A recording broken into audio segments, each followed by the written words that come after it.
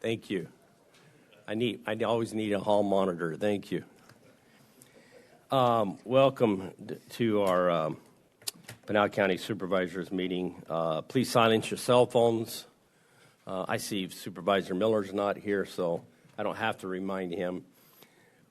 He's away visiting family members, and so he won't be attending today, as well as Supervisor Kavanaugh. Not telephonically either, right? Okay. So it's just the three of us here. So, first of all, we'll have an invocation that will be offered by Pastor John Johnson of Desert Hope Presbyterian Church. Following that, I would ask Supervisor McClure if he would give our Pledge of Allegiance. Those that wish to join, please stand. Honorable Supervisors, Madam Clerk, and everyone here today, we find ourselves today sandwiched between 2 days of real significance for all Americans. Election Day, when we have the freedom and chose peacefully those who will serve in office and represent us, and Thanksgiving, which is essentially a secular day of worship.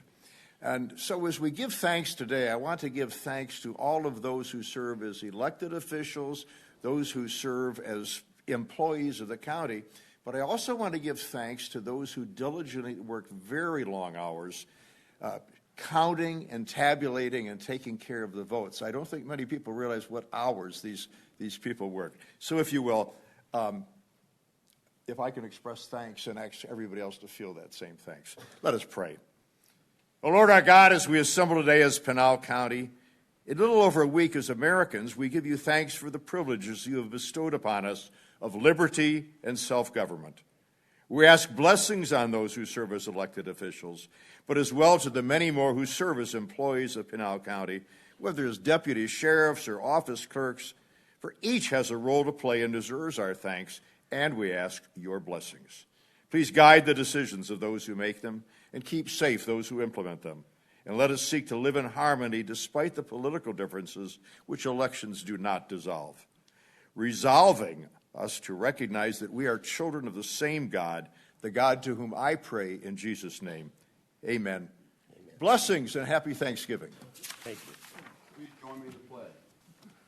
I pledge allegiance to the flag of the United States of America and to the republic for which it stands, one nation under God, indivisible, with liberty and justice for all.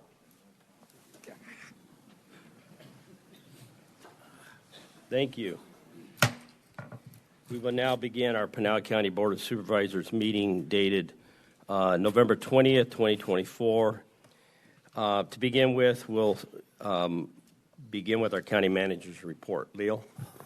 Thank you. Good morning, Chairman. I wanted you and the public to know that February 1st of 2025 next year, the county will be celebrating its 150th birthday. So we will have a nice small ceremony here. Yeah, and there's State 48 shirts that commemorate that have some custom design related to the Pinal County and 150 years. So they're on sale. There's a website link, I think, coming off of our website that folks could go to if they wanted to purchase that and support that. And then there'll be a bigger celebration in October, in the fall when the weather's nice as well, and we have time to put together a more celebratory, fun kind of thing. So we'll do that. And then I wanted to also thank all of the workers that worked our election, county employees, poll workers, and everybody who supported. I think it went pretty well. We got a lot of good, positive feedback. Of course, we always have areas to improve.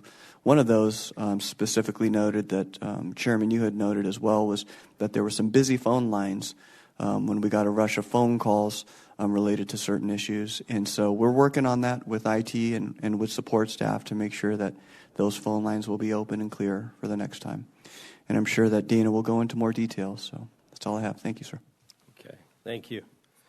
Any questions of the board members of the super? Okay. Item number 2 is presentation of certificates to employees for 20, 25, and 35 years. Leo. All right, we have 5 employees to recognize, honor, and celebrate with this morning. First one has been with us for 20 years, and is our county attorney still with us? I might go out of order here unless he's... Oh, yeah, he's here. Okay, great. Great. Your office. 20 years, Adrian Martin, currently a senior legal assistant. Oh, no, you have to stand here and sign this. So I'm very pleased to be able to celebrate what we affectionately know as 80. Adrian Martin started in our office 20 years ago. Obviously, I wasn't there, but her team tells me she had the tiniest little desk that you've ever seen that she was assigned. They didn't know if she was going to make it, and now she has blossomed into being the go-to person for this team.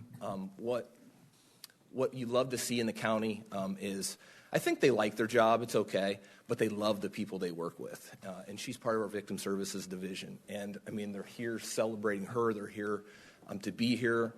And they have a good time, and I love seeing it. The one thing I will tell you about this lady, though, to this day, she still freaks me out a little bit because they love to celebrate the holidays. And in particular, they do a really cool Halloween party. And 80 loves to do Halloween. And my first Halloween here, she actually had like a dress on, and I think it was a Nightmare Before Christmas, but she painted her eyelids eyeballs. So every time she blinked slowly, it was this freaky flittery thing that absolutely and I cannot not see her that way. Forever. That was 8 years ago. But she has been an outstanding worker. This is people in her office that look up to her. These are the people that make Pinal County. So I thank Leo, I thank the board for having an opportunity to celebrate her, and hopefully she might have a word or two to say. You don't have to, but your team's here. Pressure. Well, I have been in the same department for 20 years, so that says a lot about my coworkers. It's like a second family, and so I've stuck with the same family for 20 years, and so I appreciate them. They know a lot about me, a lot about my family, and I'm thankful for them because I can talk to them about anything and just their support. Thank you.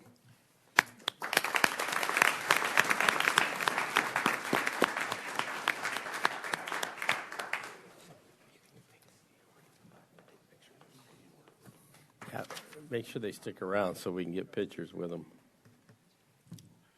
Yeah, thank you. Well, that was very encouraging to hear that people stick around here for their coworkers.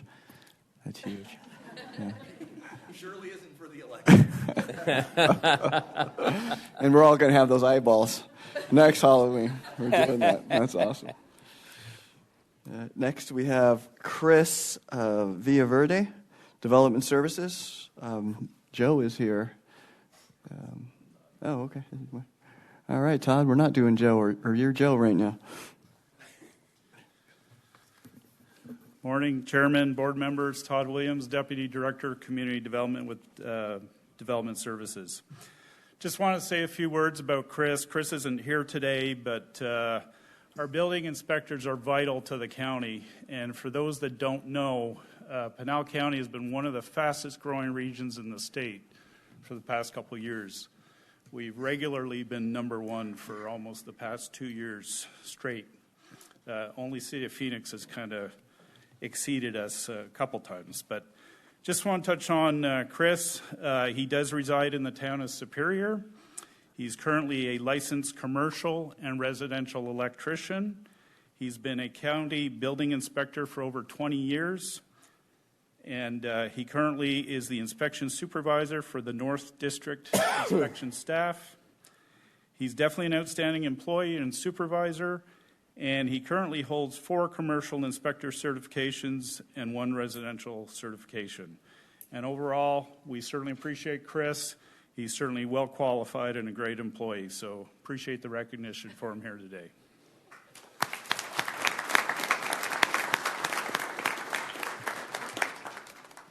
That's right. Thank you, Chris. I didn't realize it, but I live up in that North District, so I got to be a customer, and I was incognito, and he did a great job. Next, we have Kathy Jordan, who's been with us for 20 years, and I don't know if she's here. Hey, Joe. Oh, there she is.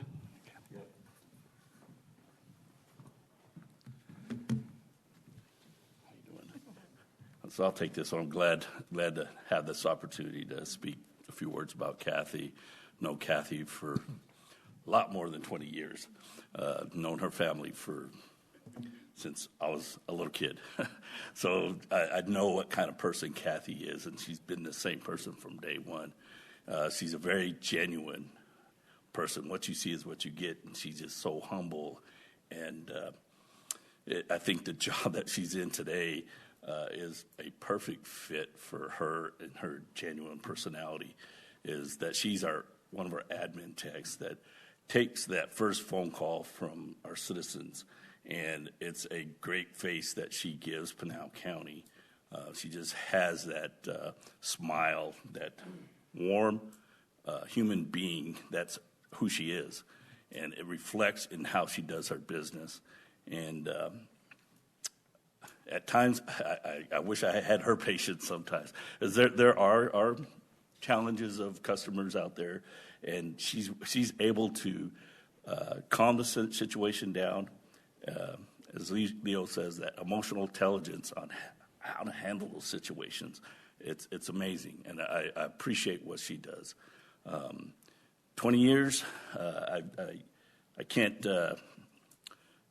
say that I would mind having her for another 20 years, but I'm not sure if she's going to agree to that. But I just don't have enough kind words to say about Kathy. She's a great employee. Thank you, Kathy. Words?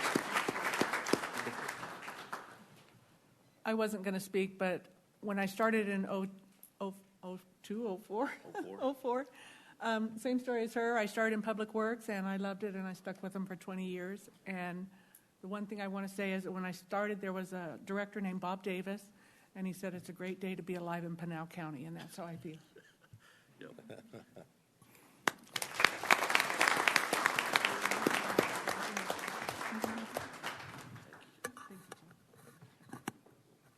Thank you, Kathy. And maybe for Christmas you can give the rest of us some of that emotional intelligence. We could use some.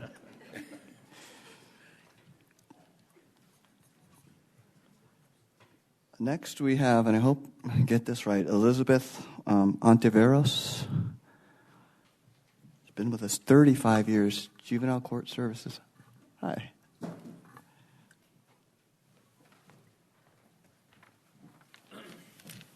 Good morning. I'm Melinda LeGrand, Probation Supervisor with Pinal County Juvenile Court Services. I'm filling in today for our Director, Jeannie Bradner, who could not be with us. I'm very honored today to talk about Liz Ontiveros. What an incredible milestone Liz has accomplished with Pinal County. She started her journey with Pinal County Juvenile Court Services on October 2nd, 1989. 35 years and 1 month later, she's still here with the department in Pinal County. She's become an essential employee during these years, and she's demonstrated dedication, expertise, and loyalty, as well as passion and excellence, and has left a lasting impact on our department. Interestingly enough, Liz started her journey in this courthouse where Juvenile Court Services resided upstairs for many, many years. So she's very familiar with this building, and she's very happy to be here today in this building where her journey started. Liz started with the department as a clerical staff, worked her way up as an admin clerk, worked for the court unit, promoted to office manager, became a support staff supervisor, and then found her career passion in IT.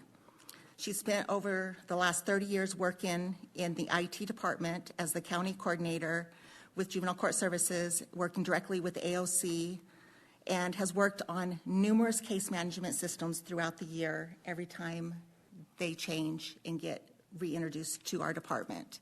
She has worked with staff, replacing computers, helping people how to use their computers.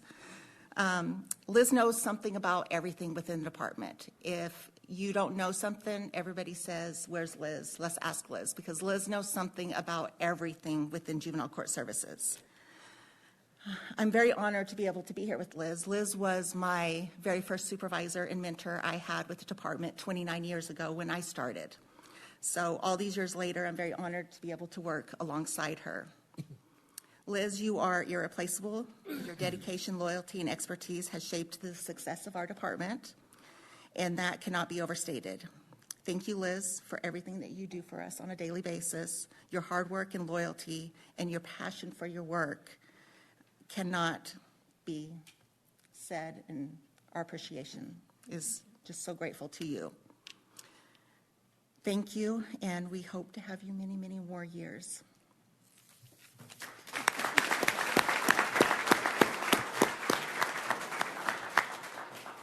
The one thing Melinda didn't mention working in this courthouse, if you heard screams, there were bats running around.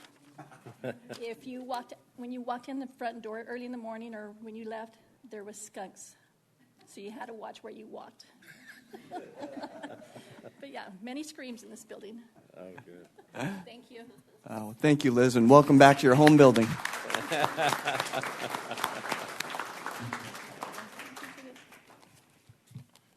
And hopefully no bats fly in the middle of our meeting here today.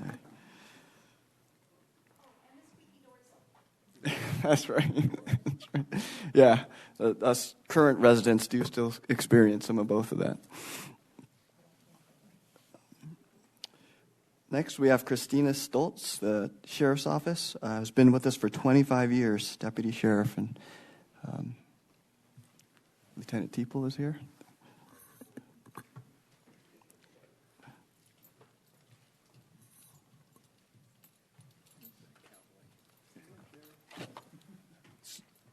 Chairman, Supervisor, members of the board, Pinal County citizens, I asked to speak here today because I can tell you when I started with the Sheriff's Office 17 years ago, she was Detective 1140, and she's still Detective 1140 to this day. I met Detective Stoltz when I was on FTO, and she wanted a uniformed deputy to kick a door in.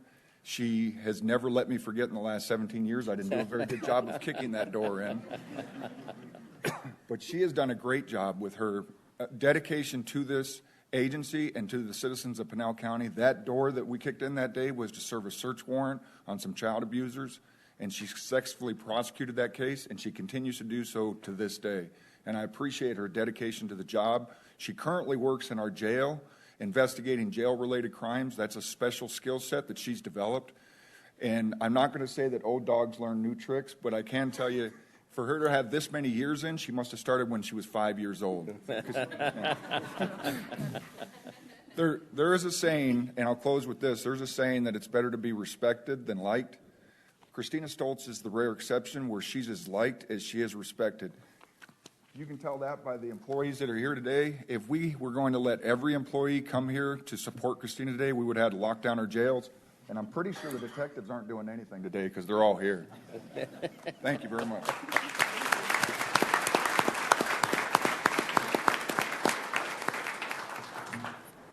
Good morning. First and foremost, I want to thank God for protecting me, protecting my coworkers, and keeping us safe. I want to thank my parents, my mom, my dad, my stepdad. I know that being a parent of a child involved in law enforcement has a lot of stressors. I know I'll probably give them a lot of gray hairs. I want to thank my husband and our 2 sons for the love and support. I want to thank my coworkers, Pinal County Sheriff's Office, Pinal County, for giving me the opportunity to embark in this amazing career. It's been an honor to represent the community of Pinal County. Thank you.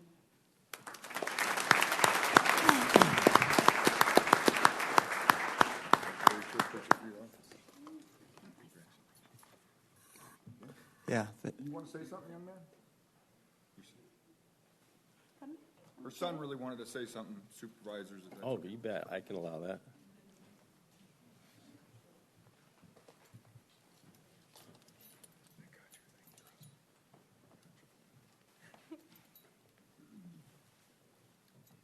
Hello. Hi. So, Got a little thing here to say about my mom. It's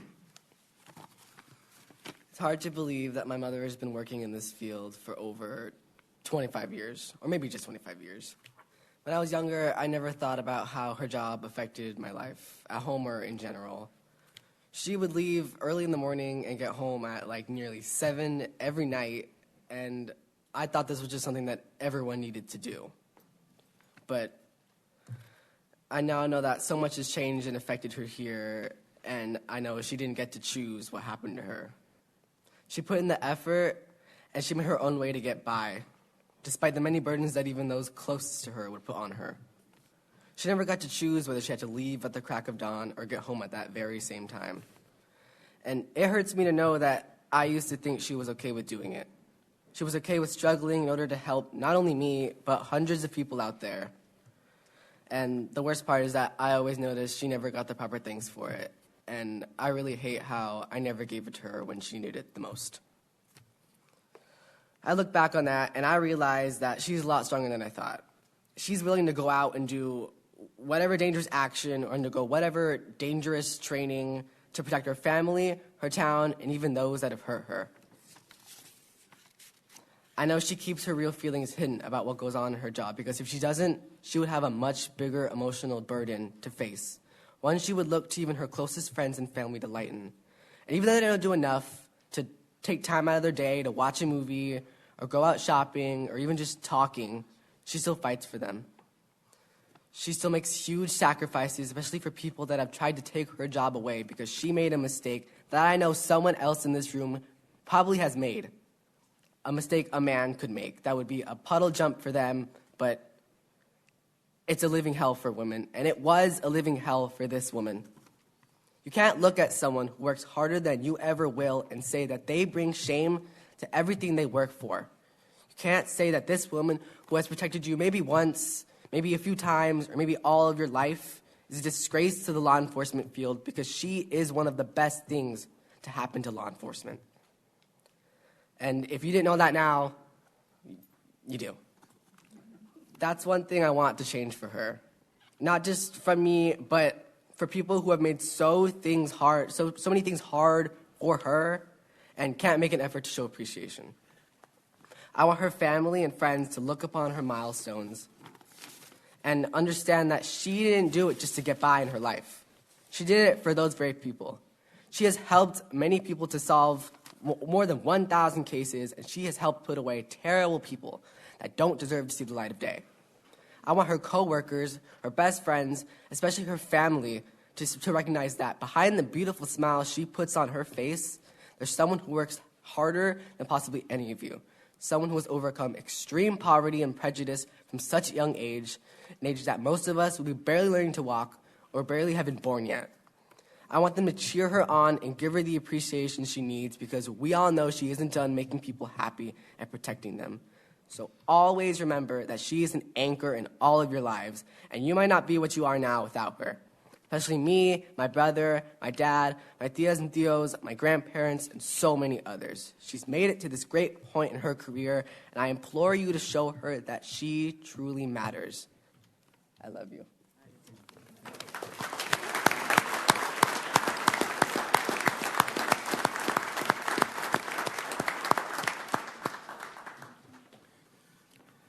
Yeah, thank you, Chairman. I guess I would just say that that's one of the greatest gifts that we can get for our child, to recognize who we are and who we've been over years. So thank you for that. Can we get a picture with all of Yeah, you? and that's it for the program. We're ready for the picture.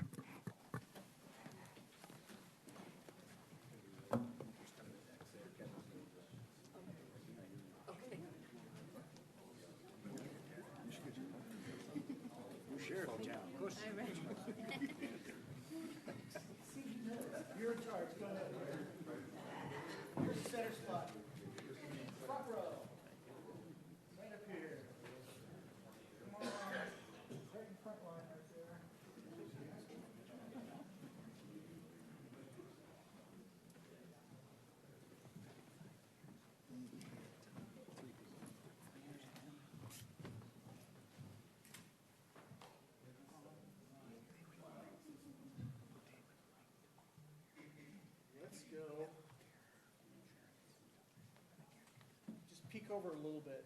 There you go. There you go. There you go. And okay, if you can't see the camera, it can't see you. 3, 2, and we're going to do it again. 3, 2, 1. Big smile. Stand by because this is a new system. Want to make sure. Let's see who's turn. And here we go. 3, 2. Sorry. First time, you know. 3, 2. Let me check. Good. Let's make sure no closed eyes. Okay, this is the big one. Big smile. 3, 2, 1. Love it. One more. Thank you.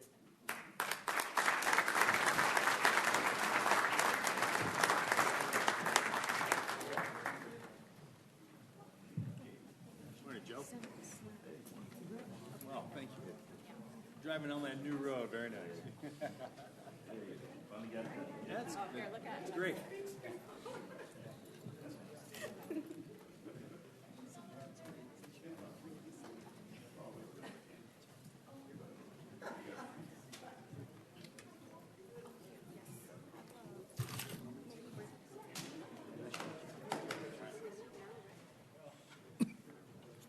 Good to get the sheriff in there. Get it, Joe. Oh, you want that?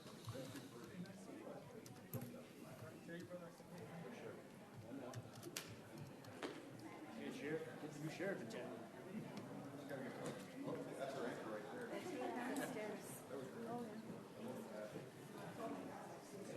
Well, thank you for coming. Good luck. Mike, I think you've lost control of the meeting. Congratulations. They got the guns. Go ahead. Sorry, guys. Photo bomb.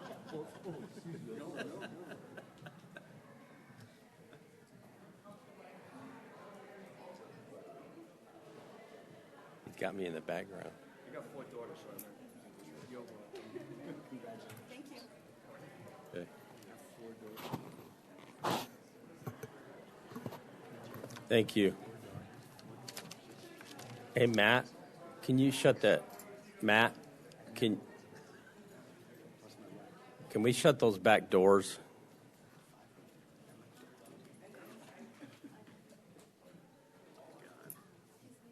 Yeah, I saw that. Officer? Matt, can you shut those back doors, please? Thank you. Okay. Now we're on to item number 3. Before we do that, I echo the things that Leo said. Anytime that our kids will get up and pay tribute like that and recognize some of the things we do as parents, it's pretty good. And then it's particularly a law enforcement individual, which is pretty honorable on his part. Item number 3, district updates regarding notable current or upcoming events concerning the districts. Let's start with Supervisor Surdy. So yeah, once again, I'm having an open house at my complex December 12th, starting in the afternoon, going till about 6. Almost a week doesn't go by when people run into me that haven't seen me say, what office do you hold now? And I say, well, I'm a county supervisor. Oh, what is that? What do you do? People still don't know. They don't have an idea of what the impact of the county is, how we work, because we don't toot our horn. The county's there working behind the scenes, coordinating with roads and the cities and whatever. So if you do attend this open house, you'll get to see a representative from almost every branch of the county. And if you have questions or complaints or whatever, you can just get an idea of how the whole county brings it all together. So could be informative for you. Is that it? That's it. Okay. There's a lot more going on, but we'll have to come that day to find out. Cool. Supervisor McClure. I don't have anything going on right at the moment. Thank you. Okay. Kevin has been following something that I've taken a task that this board approved, and then also the town of Florence, of renaming the bridge just to the north of us. And he put a video together to kind of go through the process and everything. So if we have that, let's go ahead and show that, if that's okay. The later 60s and early 70s, I was a scout, a Boy Scout. There was a core group of us that had been in that particular troop for years. We did things together. We played ball together, all those boys. And so there was a lot of other activities besides the scouting that we did together. As a Boy Scout, the goal was to become an Eagle Scout. And during that process, you had different levels that you went through. There was multiple types of merit badges to help prepare us for life itself. Like there was a nature merit badge. And this one happened to be part of the sporting merit badges. So softball and golfing merit badges. Biking happened to be one of them. We had to do a 5-mile bike ride to begin with, and then a 10-mile, and then a 20-mile. And then the ultimate was the 50-mile bike ride. And here we are, that very final day of being able to get that. There was a lot of different things that related to that final day, and that being the Greers were moving from our area. And so it was kind of the last big hurrah that we were all going to do. And obviously none of us really expected that to be the final hurrah of this life for our good friend, Rusty.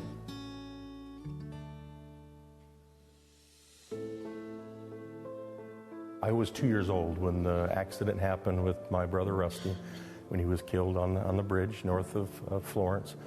My parents didn't talk much about it when we would bring it up. Certainly my mom would get emotional and would share what she could. And my oldest sibling is actually just a few minutes older than Rusty. She's a twin.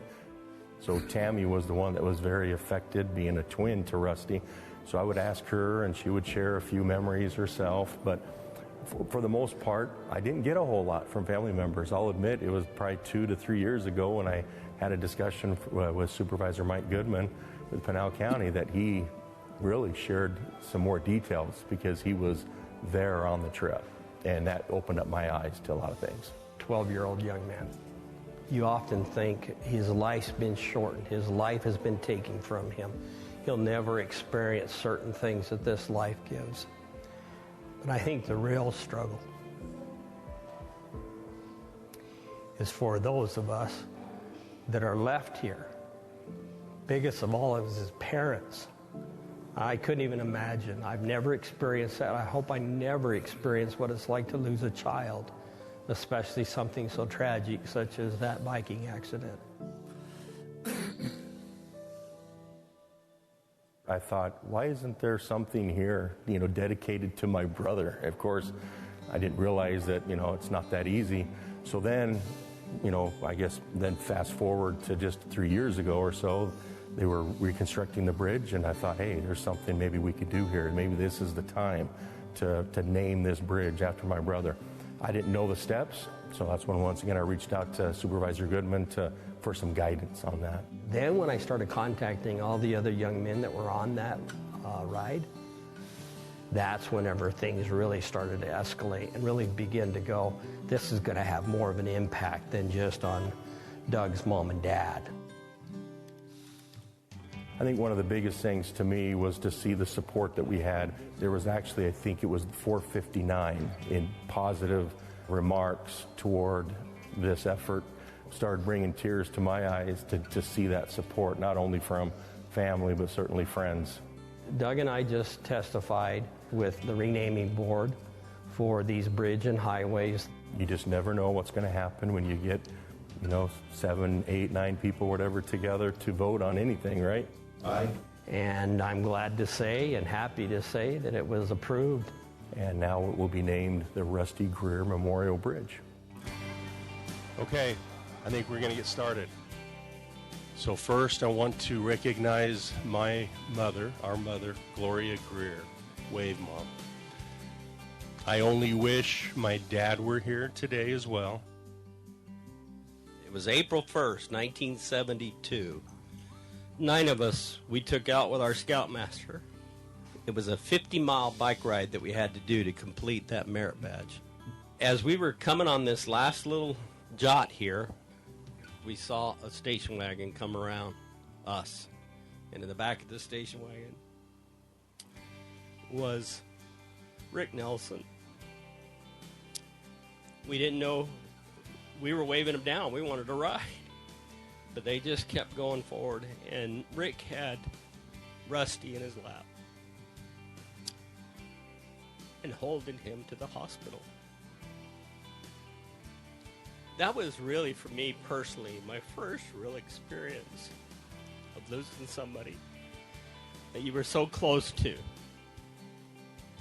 Since that time, here it is, 52 years later, we're gathered together here to memory this young man and his family. And I hope that now, as you drive across this bridge, any of us, that we can have that moment to think about Rusty and think about young people and how, even as a 12-year-old, how they can impact people's lives in a positive way. There's always good that comes out of tragedies. Always. Always. And I'm a firm believer in that. We just have to look for them. We have to see the blessings that are there. And I believe and I feel confident that the Greers have done that. It's still painful. It still hurts. But I think if you look hard enough, you see the tender mercies that the Lord gives in each of these kind of situations.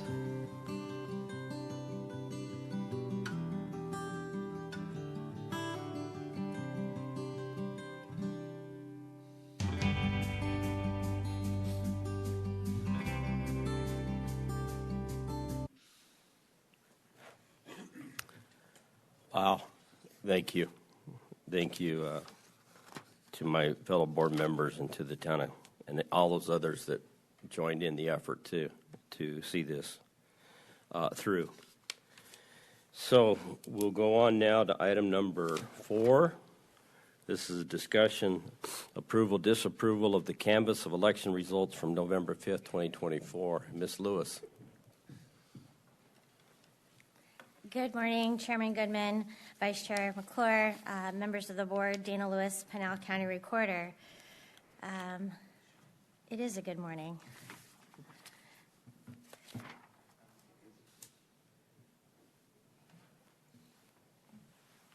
Did I use this? Okay, here we go. Maybe we'll be friends today.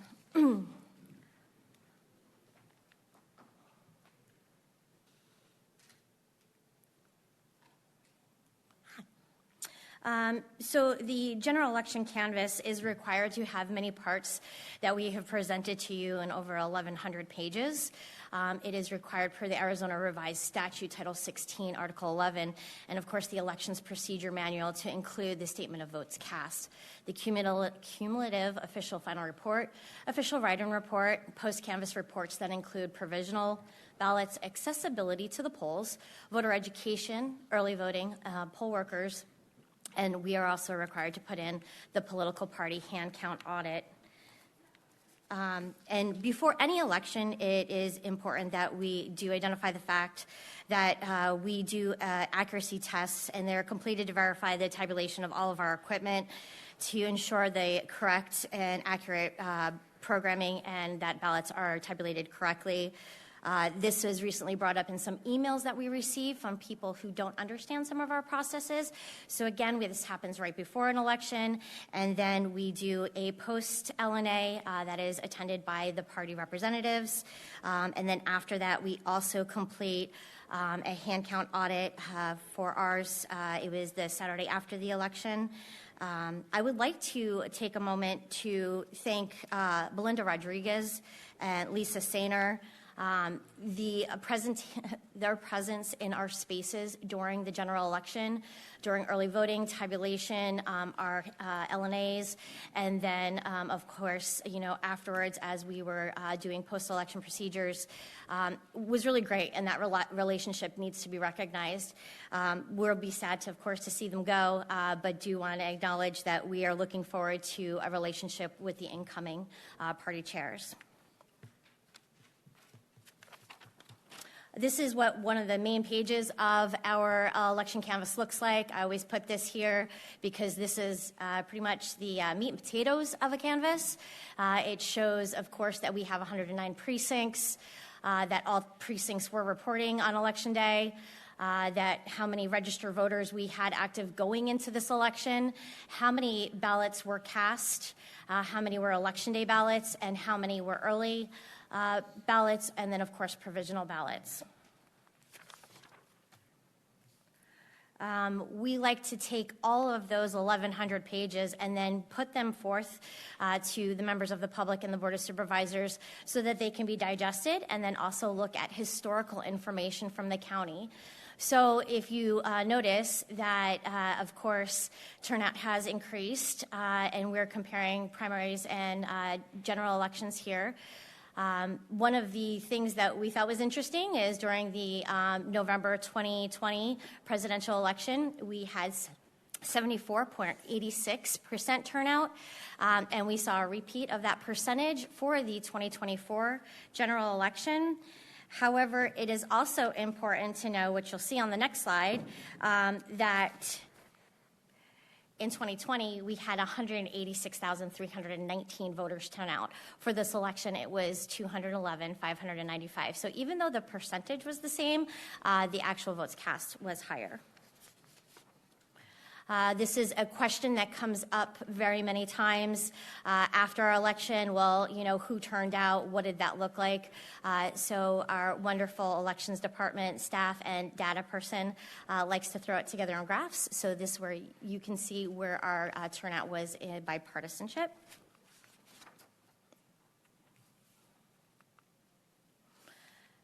And how the ballots were cast. So, of course, we had less than 1% were provisional ballots. Late earlies, those are the ballots that after that Friday, 7 p.m., continue to come in and are also deposited in ballot drop boxes or at the polls on Election Day, was 11%. I believe it was over 20,000 that we dealt with. At the polls. Election Day, we had 21% voter turnout for ballots cast, and then earlies over 67%. Of the earlies, I think it's important that we note that of the AVIL turnout, that's the active early voting list of voters, 84% of those turned out.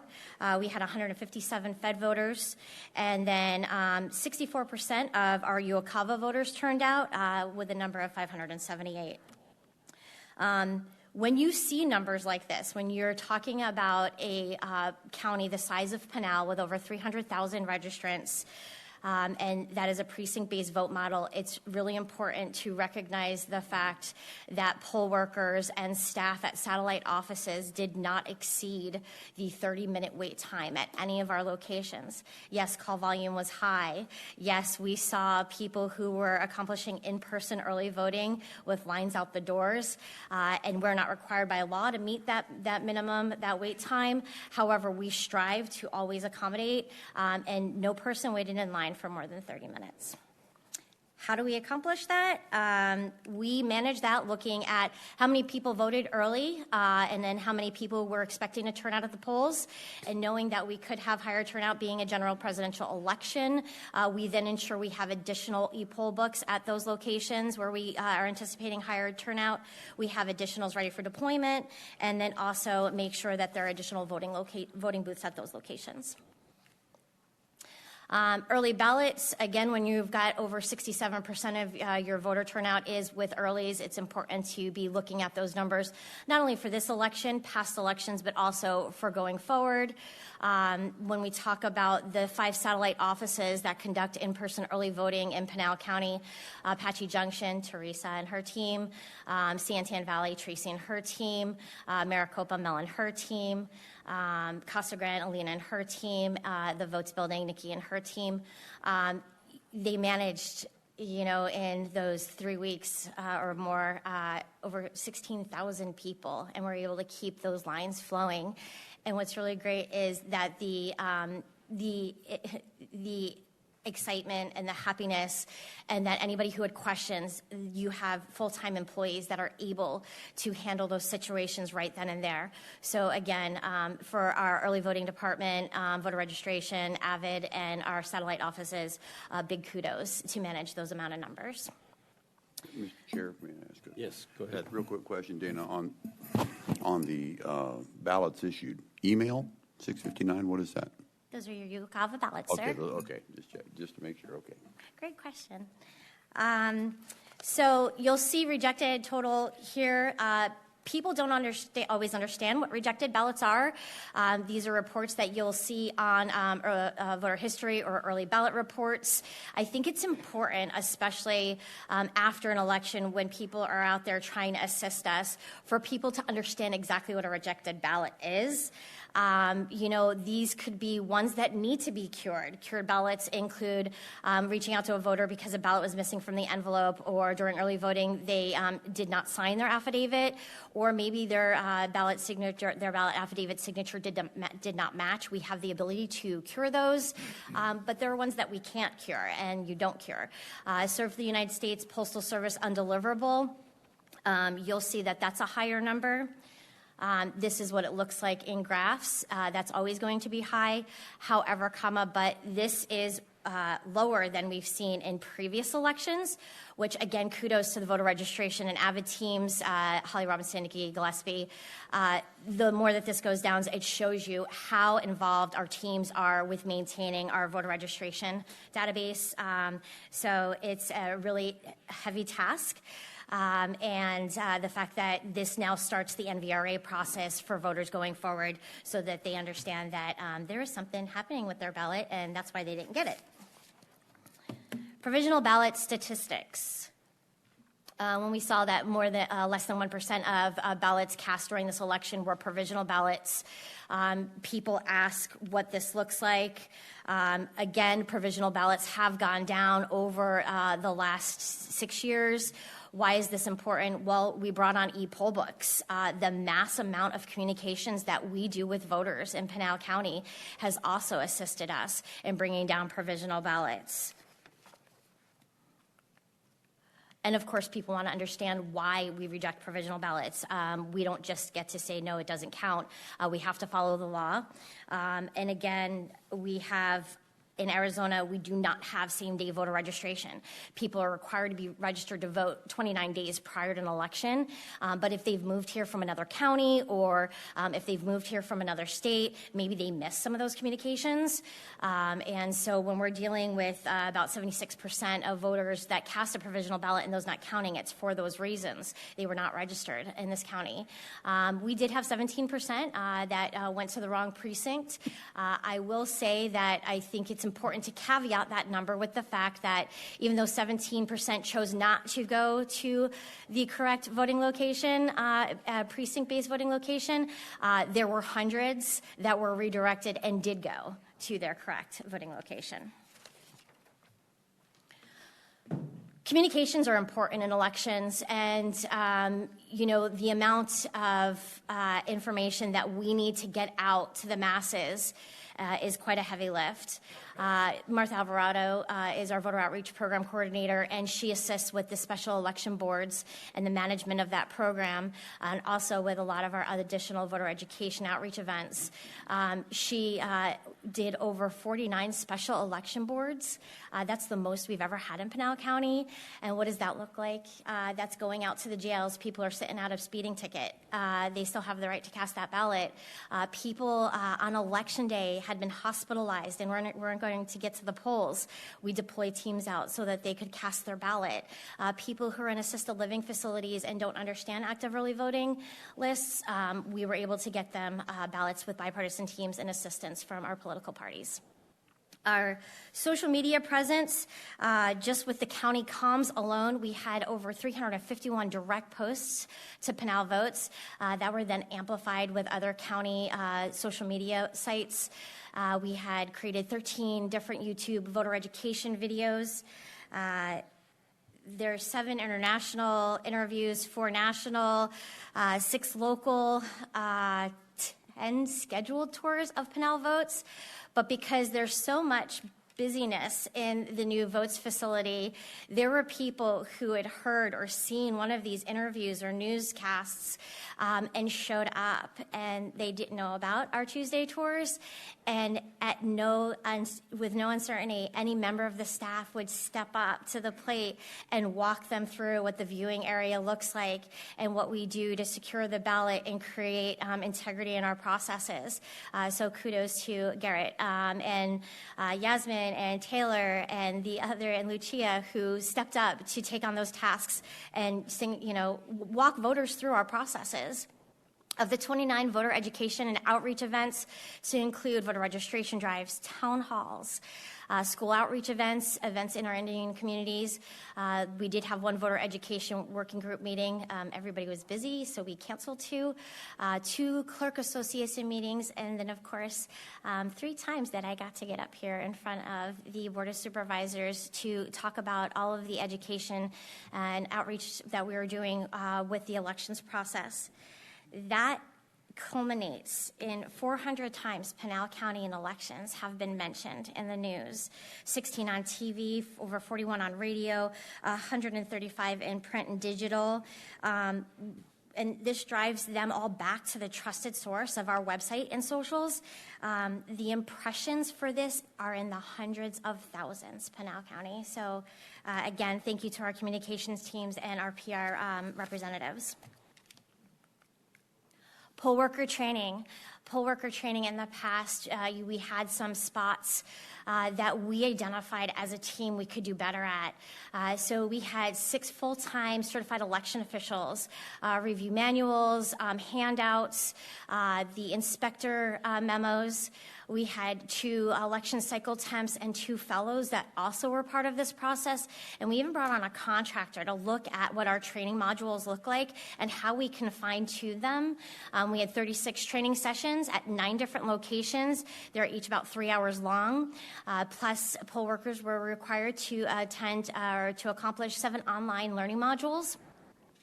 893 poll workers, 89 ambassadors, and 24 students were poll workers for the general election. We also had 2 troubleshooter training sessions. This is all required because in part of the canvas, we were required to show the efficacy of our training.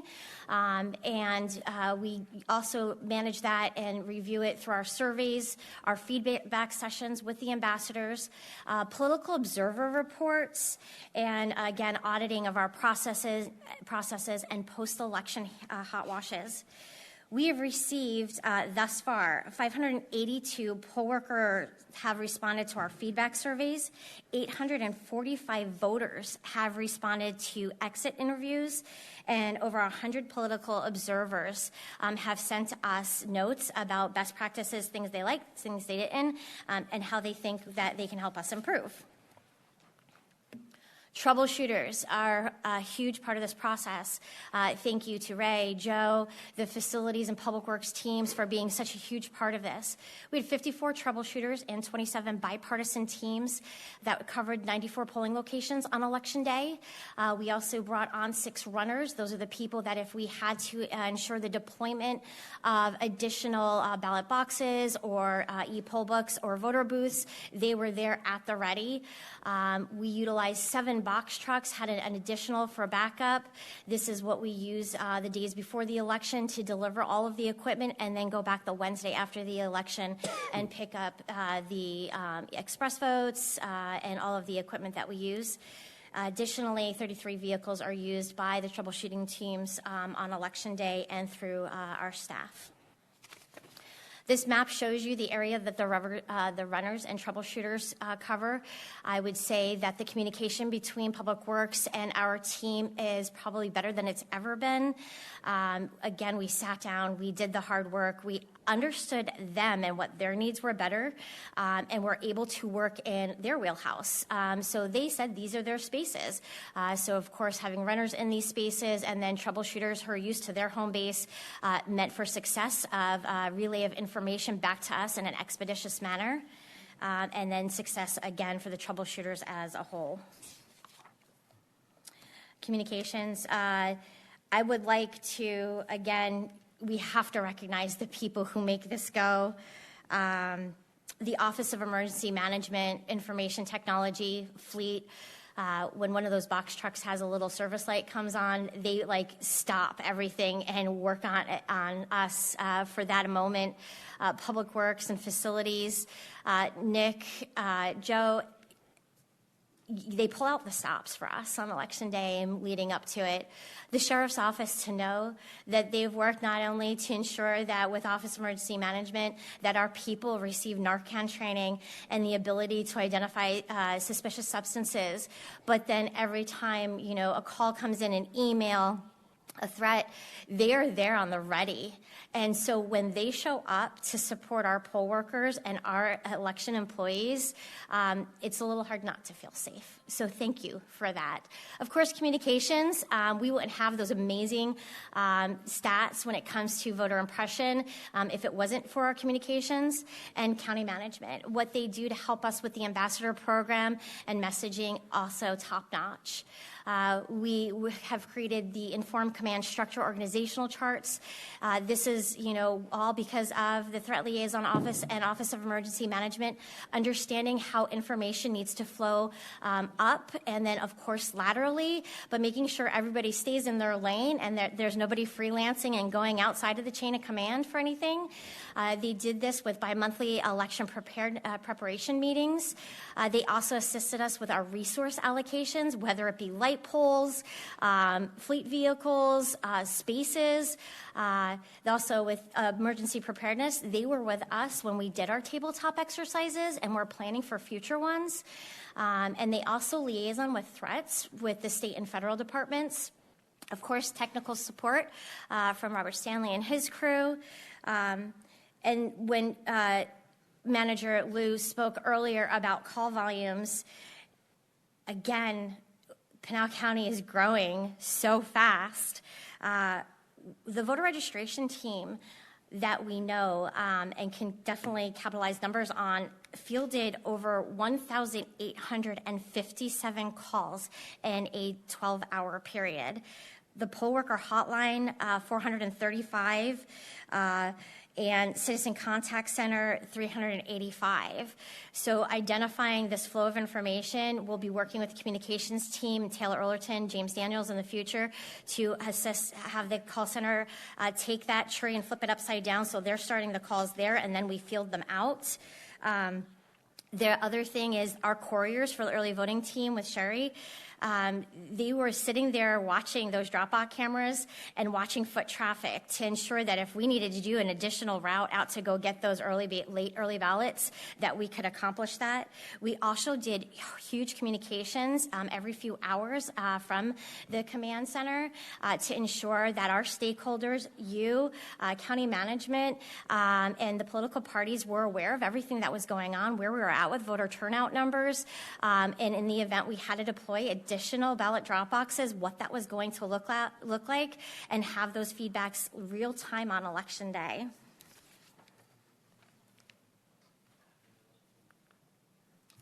Post-election procedures. Even though we are hopefully canvassing after this, our job is not done. We do payroll. There are jurisdictional election results that must be transmitted to our stakeholders. We'll go into records retention, review of stuff from 2022, see where that's at, if it needs to be maintained, and that we'll need to do with this retention for the primary and general election going forward. Any excess counter ballots will go to disposition. We'll review all of our equipment, resources, and any of those high items. We'll look at reordering in the future, see if we need to do bulk orders, and again, trying to be wise with taxpayer dollars. We will prepare for the required post-canvass reports to the Secretary of State's office. Our department heads will meet with us and our team leads, and we call them top-tier meetings, when we do hot washes. We talk about all of the feedback that we've received from the Board of Supervisors, county management, ambassadors, political observers, and what we need to do to be even better in the next election. We will sit down and update our procedures, and then we will write them down and fine-tune them. We've released our election cycle temps. We'll even go in there and we'll clean up our website. There's also going to be legislation and litigation. So we look at that and we're ready. In 2025, the very beginning, we'll start doing the process. We're required to accomplish a federal survey called the Eves Report. We'll start working on that as soon as books open. Books open next Tuesday. We already have over 12,000 easy voter registrations pending in the system as soon as we have books open. We will deliver, as soon as the signature happens after this meeting, the canvas to the Secretary of State's office. And then we will be turning off the live stream and the signature verification and multi-purpose room. The gateway computer will be moved into the tabulation area. These are, of course, archived and live stream in the tabulation room so that you can see when there's any type of maintenance to the machines or when we're in there. But the other spaces, nothing is happening on them. They are archived, but they just won't be live streamed anymore. Pinal County did a great job administering the 2024 election season and maintained, even with changes in legislation, unprecedented registration growth due to being such an amazing county to live and work in. We moved to a brand new facility. We have new staff. We dealt with an MVD glitch. We went through countless litigation and claims and a forensic review of all of our systems and processes. The great thing is the team looks at this not as obstacles, but as time to learn from these experiences and grow from them and improve upon them going forward. I would like to request that this board and the voters of Pinal County, we should not let the dialogue stop here today. If you have the time, please, if you haven't already been to the Votes Building, our tours will start. But if you want to see some of the background stuff, come in. This is where you can learn the details of our integrity and security processes, and again, reestablishing that trust through transparency. And we want to ensure that everybody in Pinal County is registered to vote by the deadline, and that they are part of our processes and a continued part of our progress. Thank you. I'll stand for questions. Okay. Anybody? Supervisor Surdy. Dana, a lot of people don't know that Pinal County still uses precinct voting and not vote centers like some of the bigger counties and others as well. And while we have to be more detail-oriented, weren't our elections much smoother, and we had our votes counted way faster than the ones that have just general vote centers? Chairman Goodman, Supervisor Surdy, members of the board, that is correct. We were the first one to upload our first Election Day results in the state of Arizona. We did receive a lot of accolades for that, and we did continue to tabulate into the next day. There was a pause taken for, of course, restroom breaks and people getting snacks. And then, of course, we needed to upload the voter history, so there's a moment when you see that we step away from the counties, the cameras. But yes, even when we're not doing that, then we're waiting for the next drove to come in so we can keep processing. Yes, even though we are precinct-based, we still successfully administered this election. And I've seen in some news stories where it says that we were doing it illegally, but I believe in 2018, the Supreme Court ruled in favor that we can use the system that we use. That is correct. And Chairman Goodman, Supervisor Surdy, members of the board, during previous meetings with the Board of Supervisors, I think Attorney Volkmer did the best job of explaining that, yes, in 2018, they did identify that the ability for the Board of Supervisors to identify us as a precinct-based and have that responsibility for the vote model does stand. There were some concerns about what the EPM says in conflict to the statutes, and so we'd had previous meetings in regards to that. Okay, thank you. Supervisor McClure? No, I didn't have any questions. I just think you did a phenomenal job. I echo that. I think it says it all. So there are 3 rows, Chairman Goodman, in the back of this auditorium that have members of the elections team. This isn't me. this is all them. And the members of Pinal County who stand up election after election, obstacle after obstacle, and continue to stand by your elections department and make sure we get better every time. So thank you, Pinal County, for allowing us to give you what the voters deserved, which was an excellent election. Those that participated in the election, would you please stand?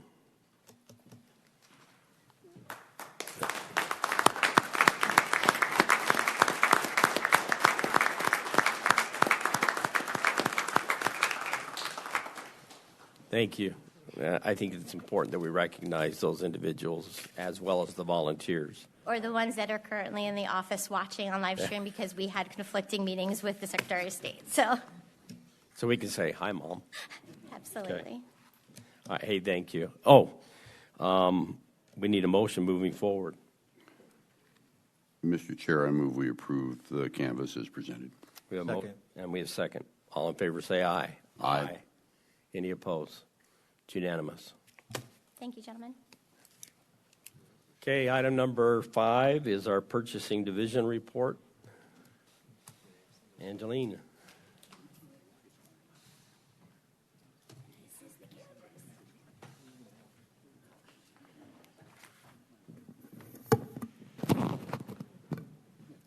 Good morning, Chairman Goodman, Vice Chair McClure, Supervisor Surdy, Angie Woods, Director of Office of Budget and Finance. I'm here today to present your Purchasing Division report for November 20th of 2024. It's a relatively short report. There are no new contracts in the report, but the report does include 3 contract amendments. There are 2 purchase orders that utilize cooperative purchasing agreements between the amounts of $100,000 and $250,000 that the team and I are making you aware of. Lastly, the board is requested to approve 3 requisitions for purchases over $250,000 utilizing cooperative agreements. That's all I have for today. Does anybody have any questions? Supervisor Surdy? No. Okay. Can I get a motion moving forward then? Mr. Chair, I move we approve the purchasing division report as presented. Second. A motion and a second. All in favor, say aye. Aye. Any opposed? Thank you. Unanimous. Thank you. Item number 6, consent items. All items indicated by an asterisk will be handled by a single vote as part of the consent agenda unless a board member, county manager, or a member of the public objects at the time the agenda item is called. Anybody from the board? I see that Supervisor Surdy, you want to pull item number U, correct? Yes. Anything else in addition? Just you. Supervisor McClure? County manager? Anybody from the public? Mr. Ravelis? What would you like to pull? You? Okay.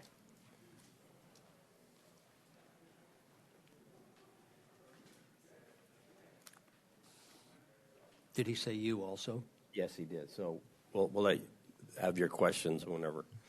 Okay. Can I get a motion moving forward then?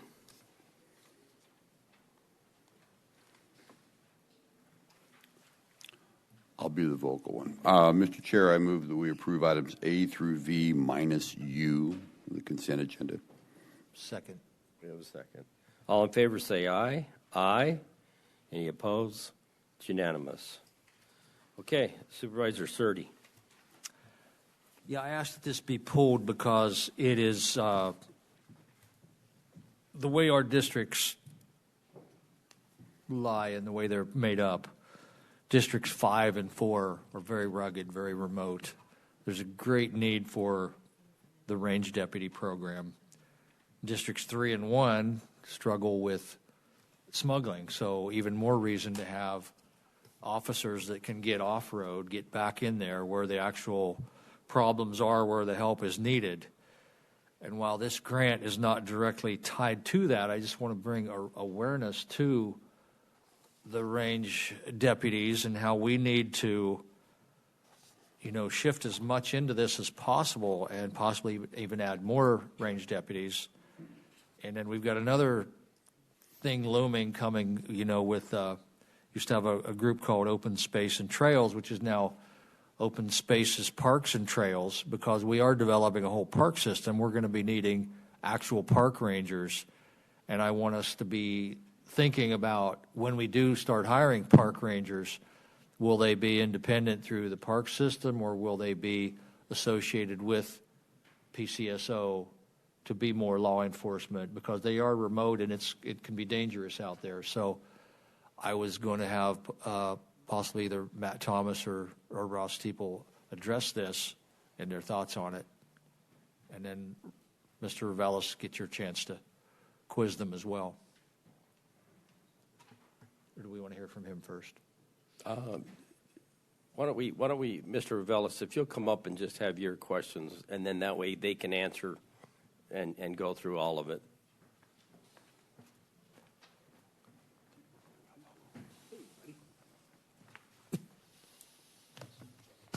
Roberto Revelis, resident of Gold Canyon. Mr. Chairman, members, I've been a long-time supporter of the multiple use principle of public lands. I strongly believe that the public lands ought to be open to the public, but all within designated rules to ensure that the public overall is also served and protected. There are numerous areas throughout our country, our county, that are open to off-road vehicle use, and I strongly support this proposal. I also think that education needs to be up front. The public needs to know where are the riding areas, and I appreciate that Mr. Surdy has been very effective in trying to help the public understand its rights and its responsibilities. But I think that off-road vehicle users don't want to be unlawful users, but they also need to be supported in knowing where are the riding areas. So my question is, please consider educating the public by publishing the riding areas in a graphic map that can be easily understood by those of us in the neighborhoods who are bothered by off-road vehicles, who don't perhaps know where the riding areas are or intentionally abuse them. So I strongly support this item, but I also urge that the public be better informed so that we can stick to those areas that are lawful areas for OHVers. Thank you. Oh, that's good. I appreciate that. Okay. Which one of you two? Who? Flip a coin. Mr. Chairman, members of the board, Ross Teeple, I'm glad to answer any questions you guys have. I apologize. I was talking to Chief Thomas when you made your comment, Supervisor Surdy, so I didn't ask what you wanted me to comment on. Yeah, you can. If you can expound on it, and I believe you'll be inheriting this. So,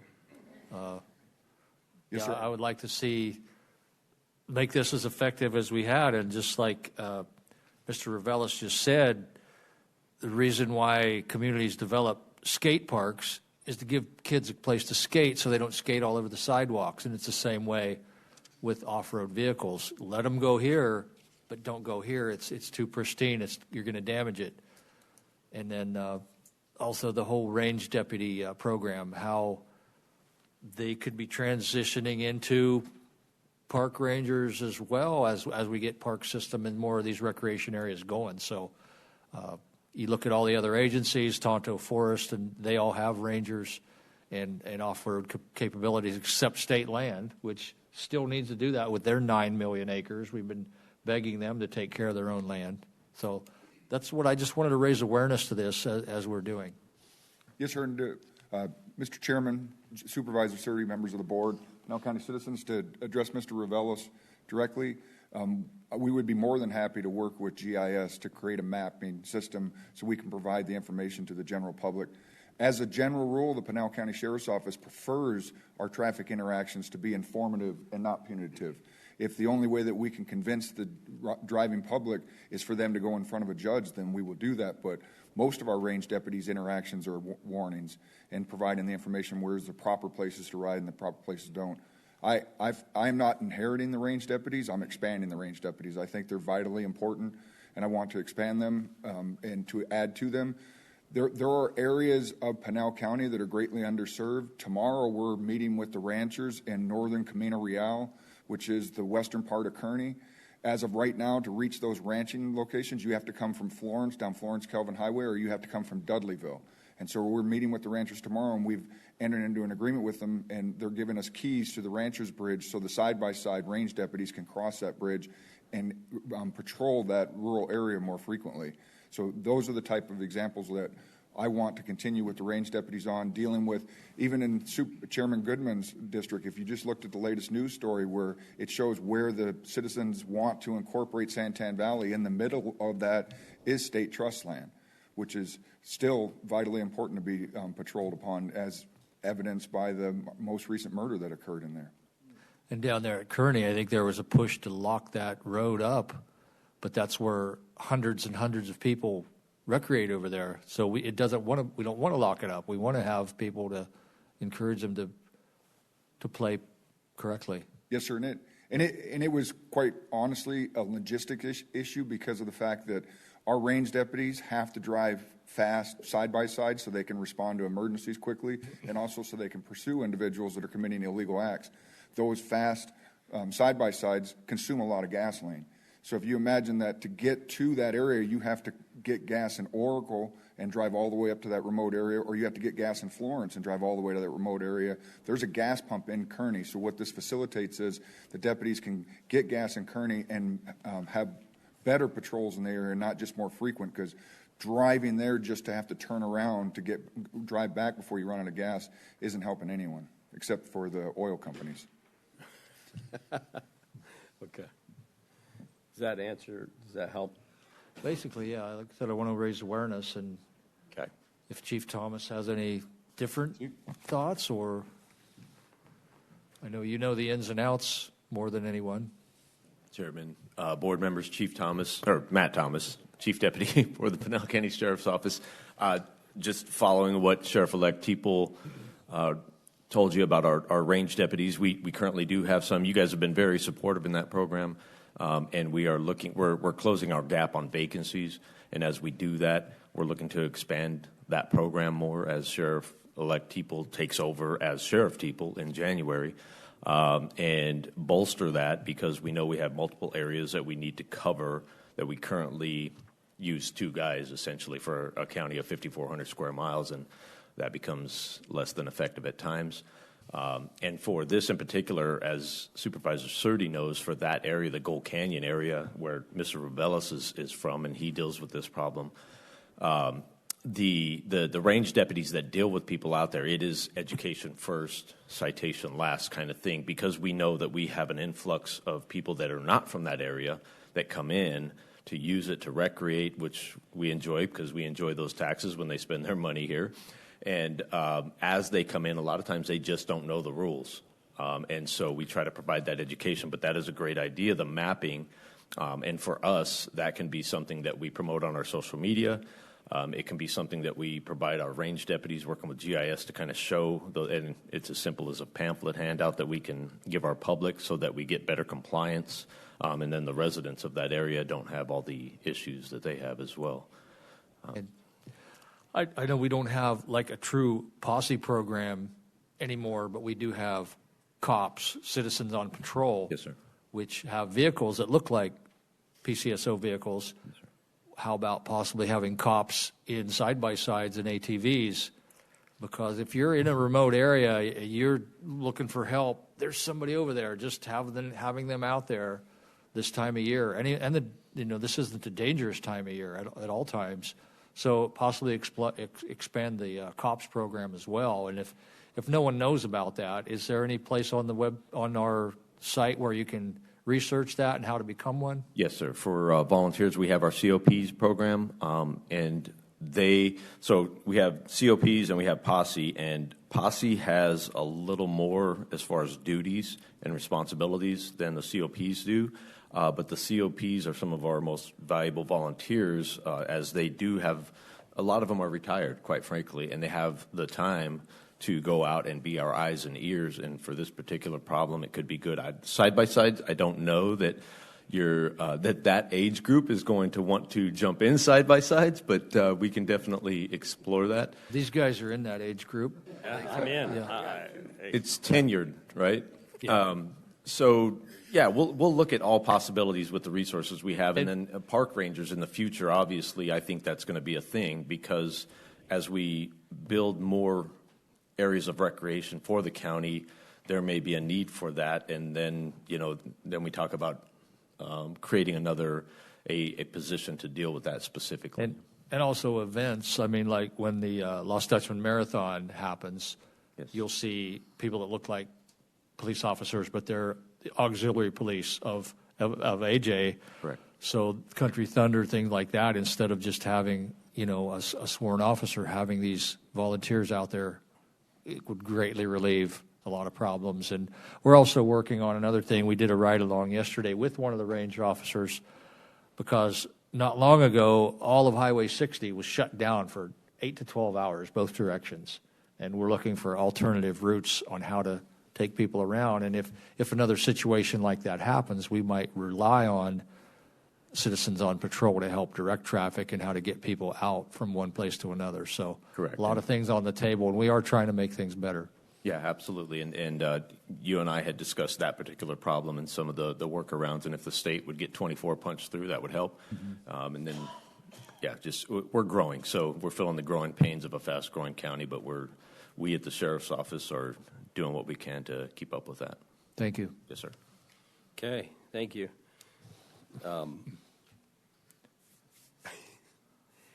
As a kid, I can remember riding our motorcycles out in the desert off for use to repass, and it came back and bit me in the shorts, because as I got older, I was responsible of a bunch of young men, teenagers, and putting them to work to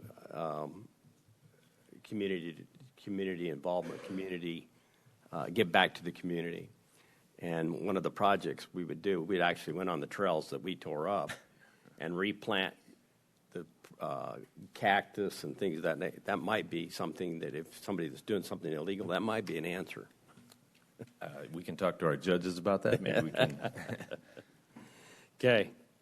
Thank you. Yes, sir. Okay, we need a motion moving forward on item number U. I move we approve item number U as written. Have a second? Second. All in favor, say aye. Aye. Any opposed? It's unanimous. Okay, item number 7, meeting. I'm going to adjourn the Pinal County recess. I'm going to recess the Pinal County Board of Supervisor meeting and open the Pinal County Public Health Service District Board of Directors. On the agenda, we have consent items. All items indicated by an asterisk will be handled by a single vote as part of the consent agenda, unless a board member or county manager or anybody from the public wishes to have that item pulled for further discussion. Is there anybody that would like to pull? Supervisors, we're good. County manager, anybody from the public? Seeing that there's none, can we have a motion moving forward then? Mr. Chair, I move we approve consent items A through B on the Pinal County Public Health Services District agenda. We have a motion. Do we have a second? Second. All in favor say aye. Aye. Any opposed? It's unanimous. Okay, item number 8, call to the public. Nope. Adjourning. Oh, we need to adjourn that one. I would like to adjourn the Pinal County Public Health. That's why he's here, is to keep me in line. And reopen the Pinal County Board of Supervisors meeting. Thank you. Now, call to the public. Call to the public is the time period for members of the public to address the Board of Supervisors on any item of concerns or to provide public input relating to subject matters within the Board of Supervisors' authority or jurisdiction. Those wishing to address the Board of Supervisors need not request permission in advance.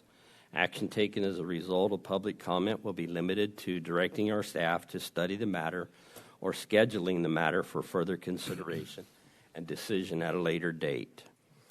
So I have some cards here, and obviously you don't need to fill these out, but I have 4 cards with me right now. So to begin with, Judy Alonso. Is she here? Oh, there you go. Chairman Goodman and the board.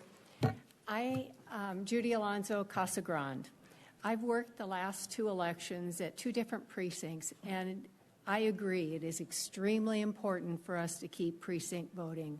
It's what keeps us going. But we also need some election changes to our system, and I realize those changes have to be done through the legislature. So I'm asking that you gentlemen and the public start calling, texting, email, even snail mail the legislators to ask them to start working on updating our election process.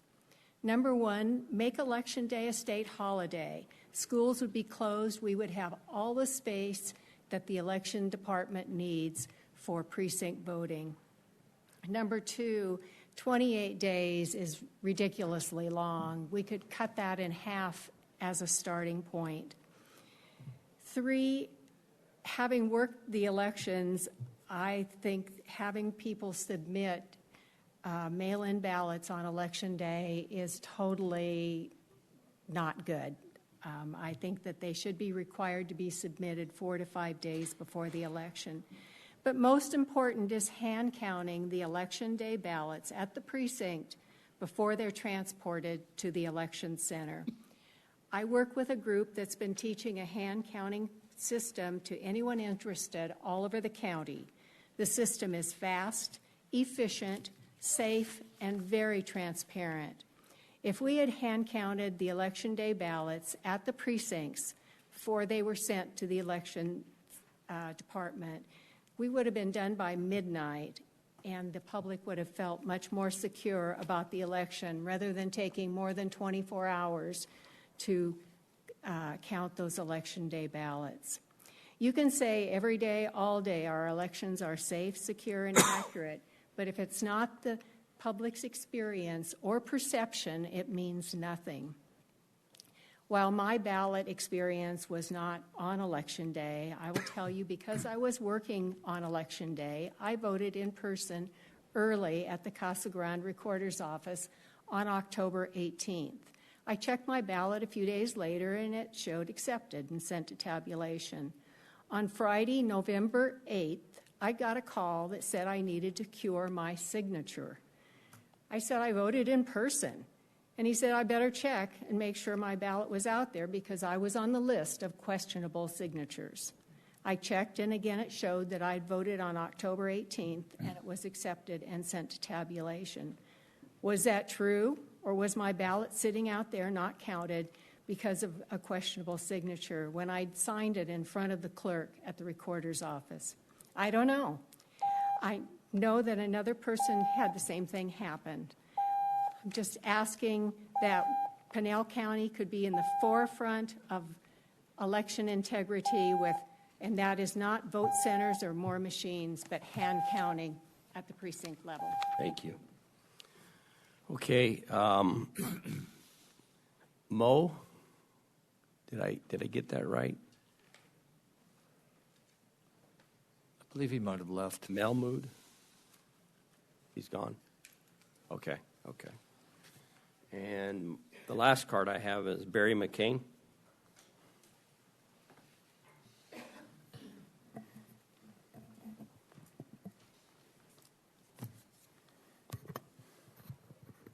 Good morning, Chairman Goodwin and Board of Supervisors. I'm Barry McCain, citizen of Maricopa. I'd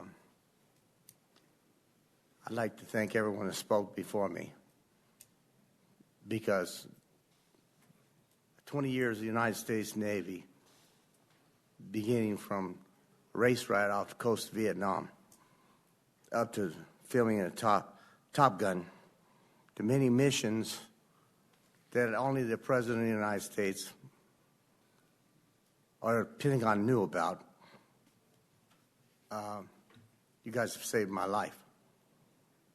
I want you to know that. And, of course, Supervisor Goodman knows more about me because my parents got their marriage license here in 1950.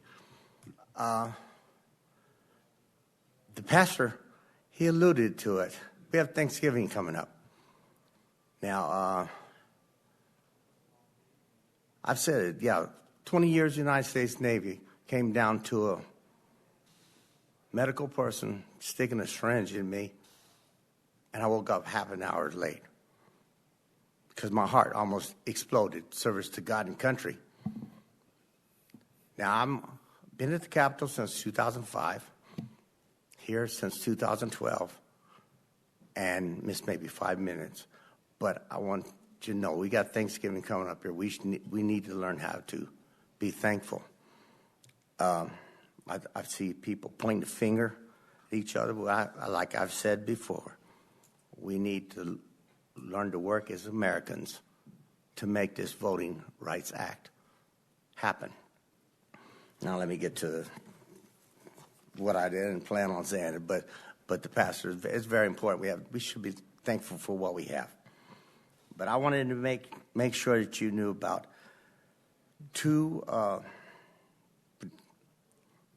the Ninth Circuit cases that talks about freedom of speech. Reed versus Town of Gilbert, 2005, and the Costa versus City of Costa Mesa in 2013. Mr. Chair, I'm the sorry. night. Mr. I'm sorry, point of order. What, and Mr. McCain, Yeah.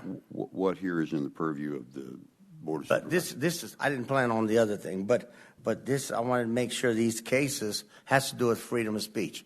That's something we've had for a while. And it's like, so both of these cases, the Ninth Circuit ruled that silencing dissenting voices at a public meeting is unconstitutional.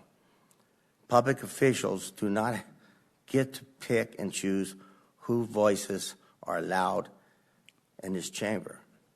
It's clear that the Constitution is that dissent is not just a right, but essential to the democratic process.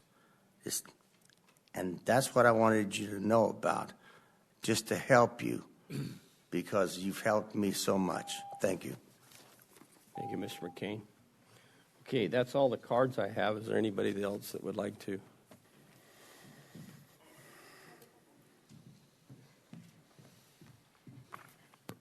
Chairman Goodman, members of the board, Dana Lewis, Pinal County Recorder.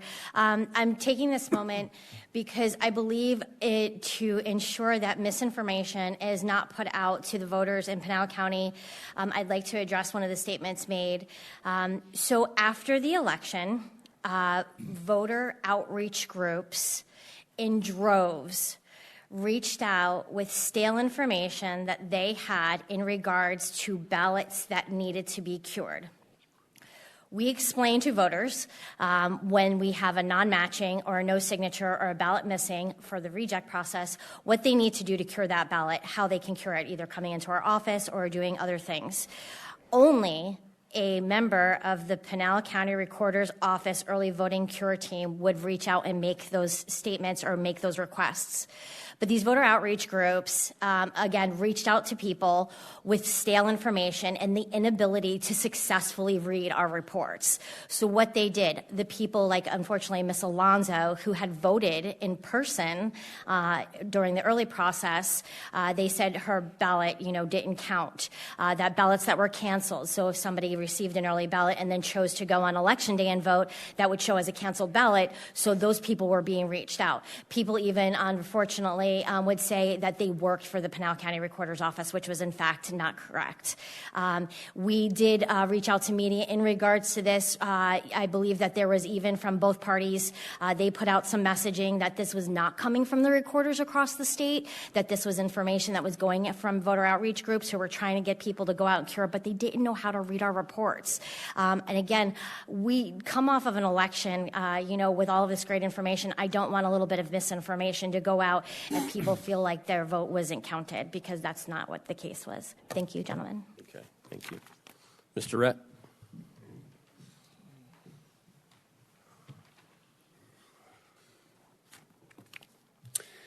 I'm Noel Reck from Eloy, and I appreciate the opportunity to speak today, as it was denied at the last meeting due to a strange mixture of pusillanimous, irrational fear and appalling arrogance.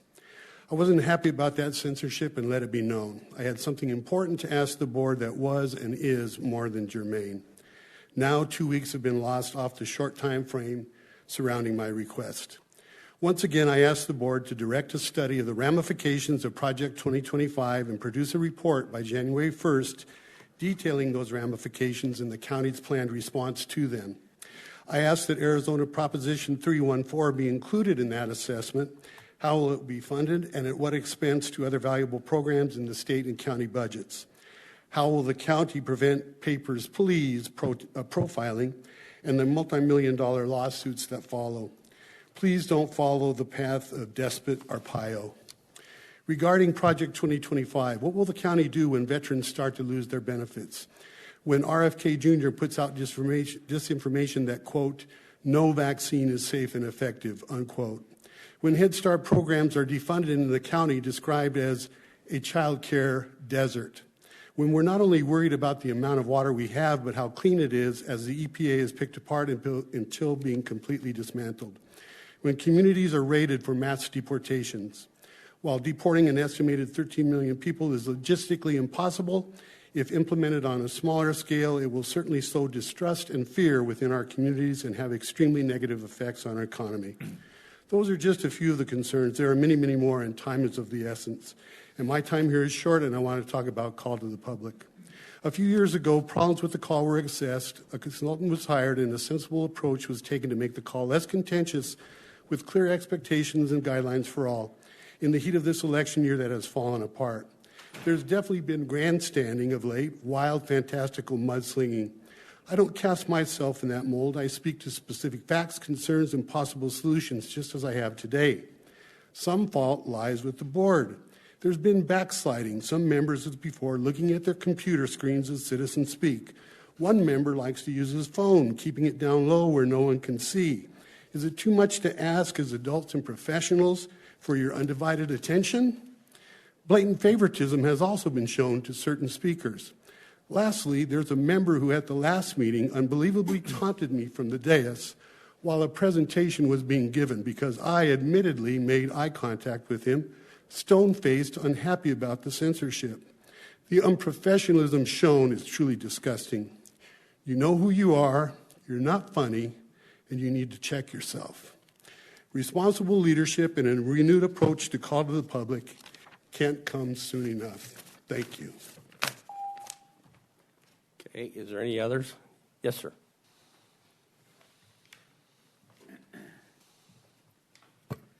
Chairman, members of the board, my name is Kirk Filer, newly elected PCRC chairman. I was our previous district chairman, and I just wanted to make a couple comments about the elections department, the great work they did. From a field perspective, I was in charge of scheduling poll observers, which I've done a number of times before. This is the first time that I've got almost unanimous feedback from the poll observers complimenting the poll workers, not only that they knew what they were doing, but they were very friendly, personable, and easy to work with. So compliments to Dana and Matt. And I shared this with Matt earlier. I don't know if he's still here. But great job on the poll workers in the field. Thank you, Dana and Matt and Elections Department. Thank you. Is there any others from the public? Mr. Revelis.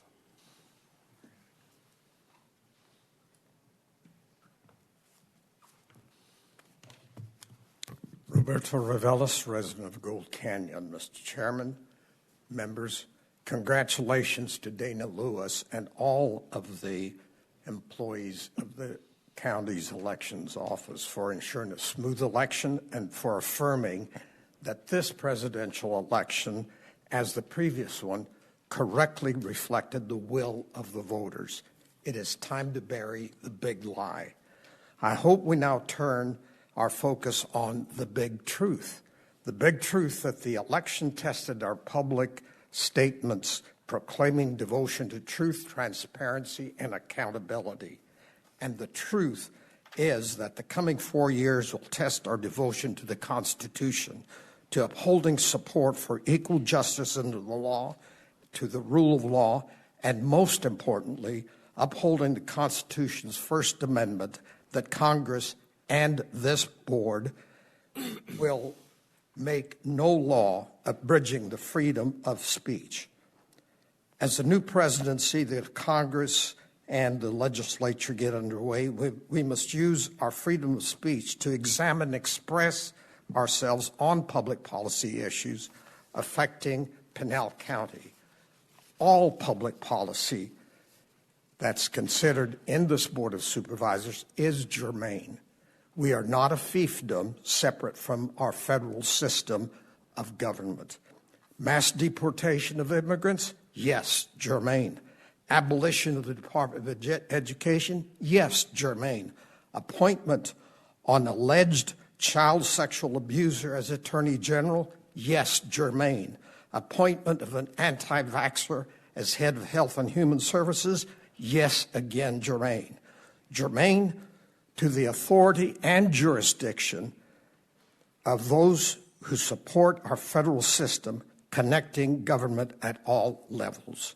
Our economy is dependent on immigrants. Our education is dependent on Federal Department of Education. Our judicial system is dependent on equal justice under the law for presidents, for illegal fentanyl users, and for illegal importers of fentanyl. Mr. Chairman, now more than ever, the public must not be considered, or censored rather, at call to the public. Our right to criticize political candidates and political public policy proposals is paramount to any office holder's sensitivity to criticism. As President Truman once said, if you can't stand the heat, get out of the kitchen. The public's source of information must not become monopolized by any extremist source of media. Thank you, Mr. Chairman.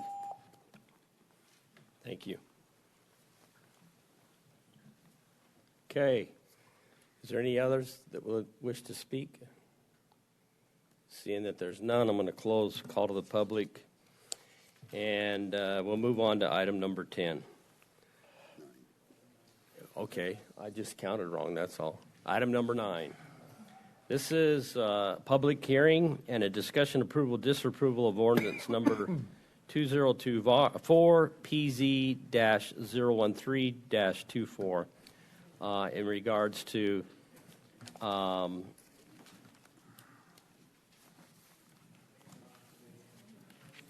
requesting a rezone. So, Glenn, are you? Oh, I take it back.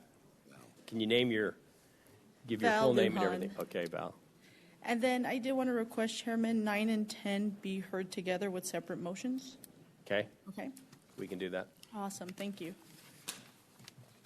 Hey, good morning, Board of Supervisors, county staff, and members of the public. My name is Val Lujan, and I will be presenting on case PZ-013-24 and PZPD 00724, also known as the case for Al Rama Muslim Cemetery.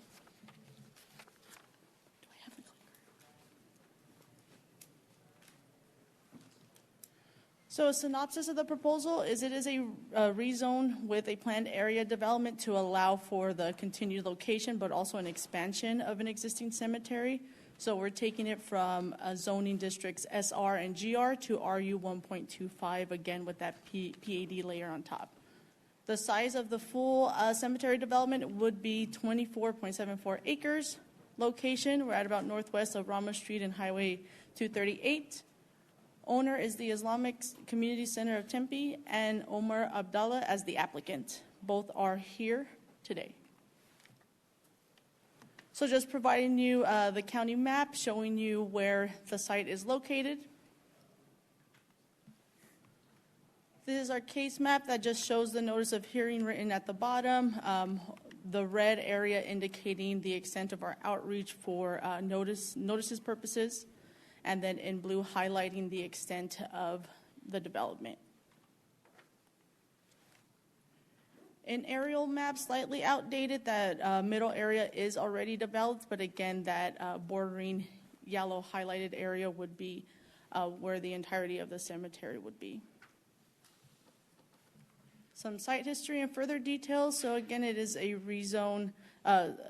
First, what had occurred was a rezone to suburban ranch, and that was from the county's base zoning of GR, and that was in case PZC 008 in 2009. So that's applicable to the presently developed area, which I will show you in the next slide. SR, that is an outdated zoning category as of today. So RU 1.25 is the most appropriate one to accommodate the existing use, but also the expansion that's requested. Existing is our Ramada storage buildings and restrooms along with the cemetery sites. Future expansion would mirror the same. Some more details on the hours of operations. It's at about 7 a.m. to 6 p.m. Burials would be occurring 1 p.m. to 5 p.m. Landscaping, so existing native trees. The expansion would include a 10-foot perimeter buffer of landscaping. This site plan, so just showing some schematics. Again, that middle area is already developed. To the east of it, you'll see that it does mirror how the middle parcel looks, and that would be, I believe, their next phase. And then to the west would be more of the further future development of the site. Just some pictures that were captured for you. So we're looking north, south, east, and west. Some items of consideration. So this site has been in existence for about 30 years and does provide a unique experience to members of the community. The proposal would allow to bring the site of the current cemetery into compliance and also with the future expansion in relation to appropriate development standards that are proposed. So we find that it's located in a generally remote location, would generate typically little traffic.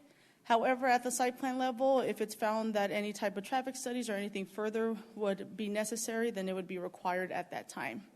We did receive 56 letters of support and 1 item of opposition. The opposition somewhat described issues of trash. However, it was slightly unfounded. It just kind of described general trash that you would see out on the highway, so we weren't able to really relate that to the applicant themselves. But I do know in conversations with the applicant, they are committed, of course, to keeping things nice and clean for their site. One, as it relates to the services that they provide and in their understanding that that is the expectation of the county. No immediate or adverse impacts were identified by county divisions. We do reach out to everyone to see if they have any feedback for us. Nothing was received. The applicant has fulfilled all requirements for the rezone process. Just a recap from the Planning and Zoning Commission meeting, they did vote in favor, 8-0. And so with that, for the rezone case PZ 01324, 1 stipulation, and PZPD 00724, 10 stipulations. And I can entertain any questions at this time. Any questions? Is the applicant here? Yes. Would you like to speak? Yes, sir. I bet. Chairman, members of the board, my name is Omar Abdallah. I'm an attorney representing the Islamic Community Center of Tempe. I do have a presentation. Obviously, the date is wrong. I apologize on that. I'm happy to present it, but it's more of the same of what we heard from Val.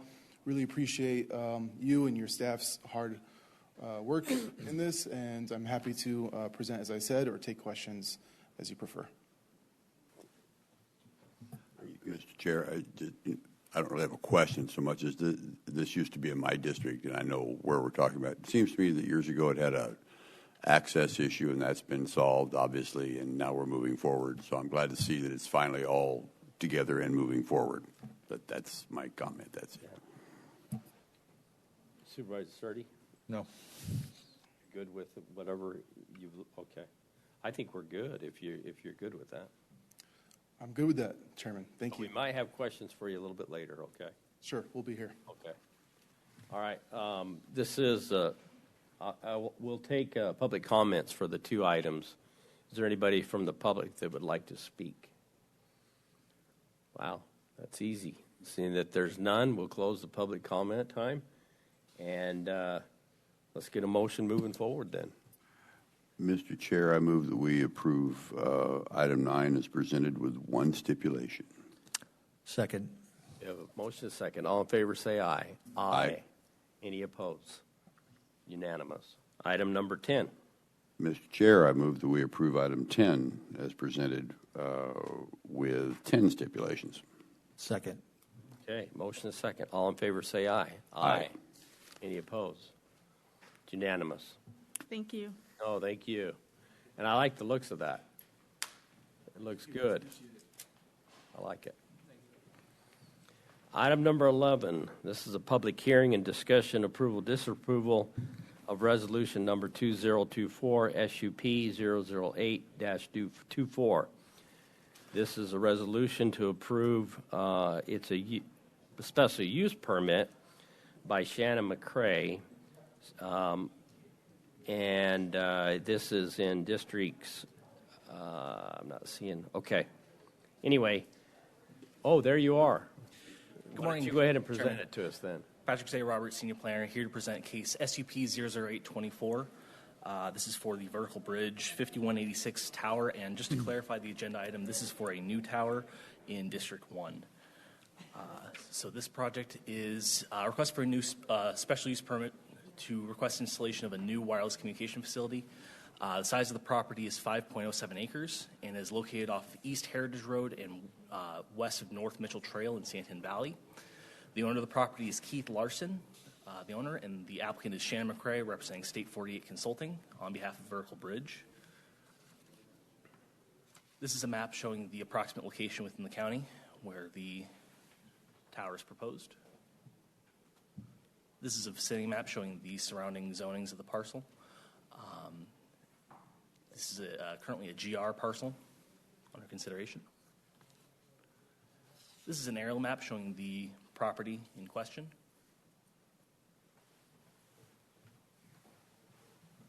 And an area map showing the notification boundary for the property affected. This is a site plan showing the proposed layout for the tower. You can see there is an existing residence to the south of the property, and the proposed facility will be located on the north end of the property.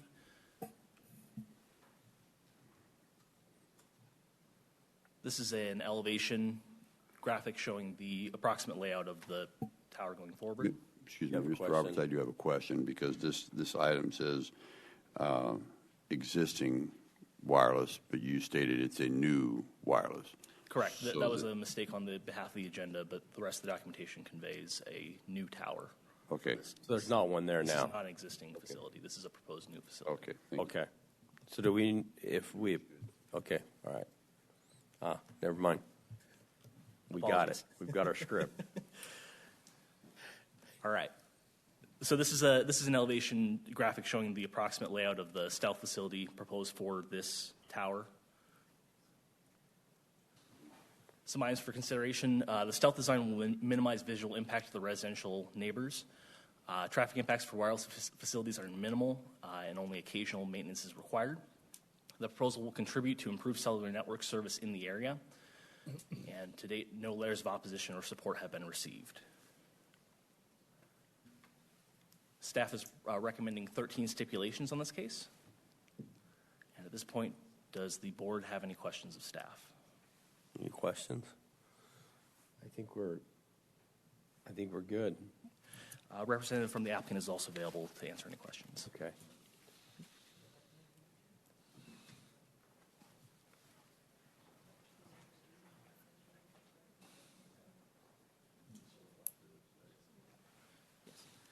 And just to clarify, that any recommended motion would need to reflect that this is for a new tower due to the agenda mistake. Okay. Thank you. Okay. Can we get a motion moving forward there? Do we want to hear from the applicant? Oh, man, I am really spacing it out today. Okay, let's open. Is the applicant here? Would they like to come forward? And yes.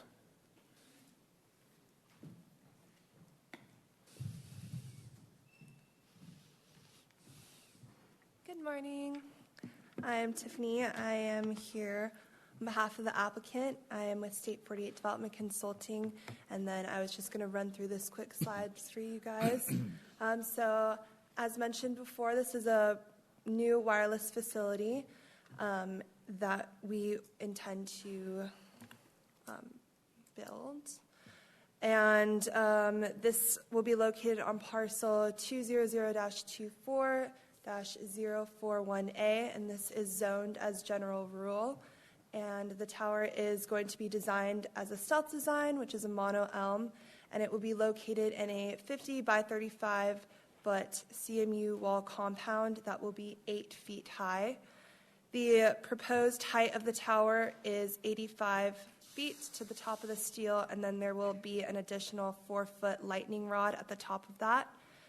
This communications tower allows for a co-location and can include multiple concealed antennas on there to accommodate future wireless carriers.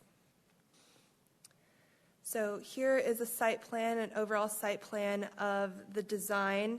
It shows that the site is located on the west side of North Michelle Trail and the south side of East Fort Courage Road. The site will be accessed from East Fort Courage Road, and those are both highlighted in the PowerPoint up there.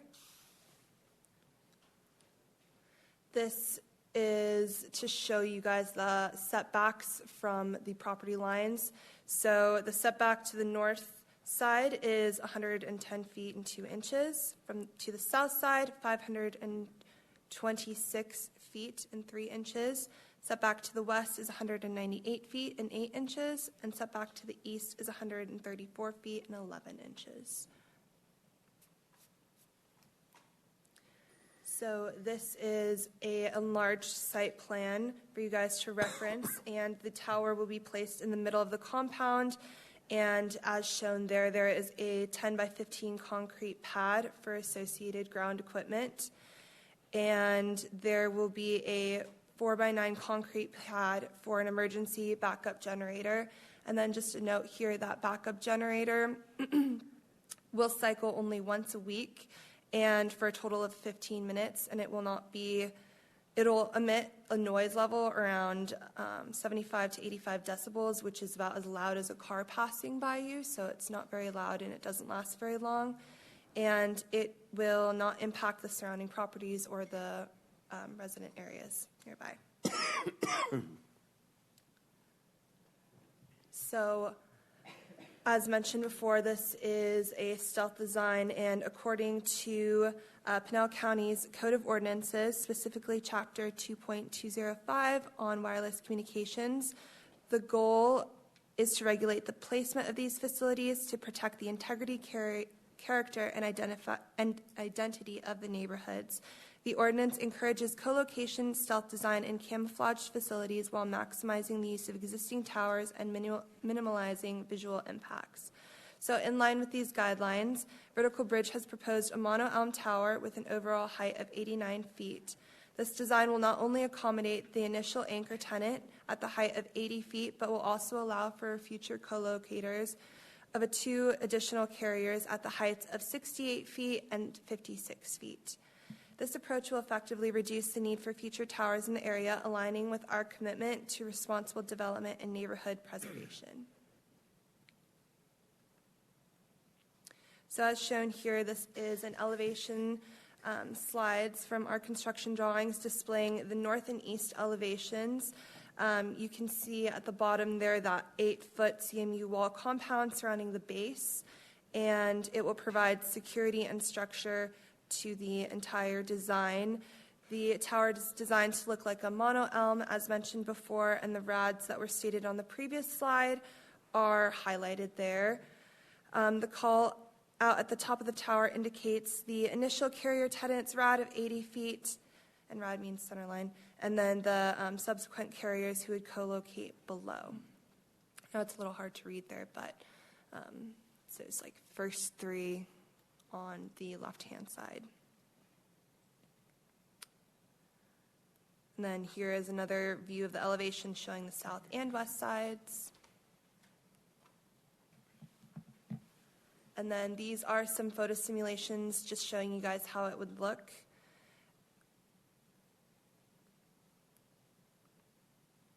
And then here we have a zoning map showing you guys the location of the proposed wireless facility. It's marked there with that black star.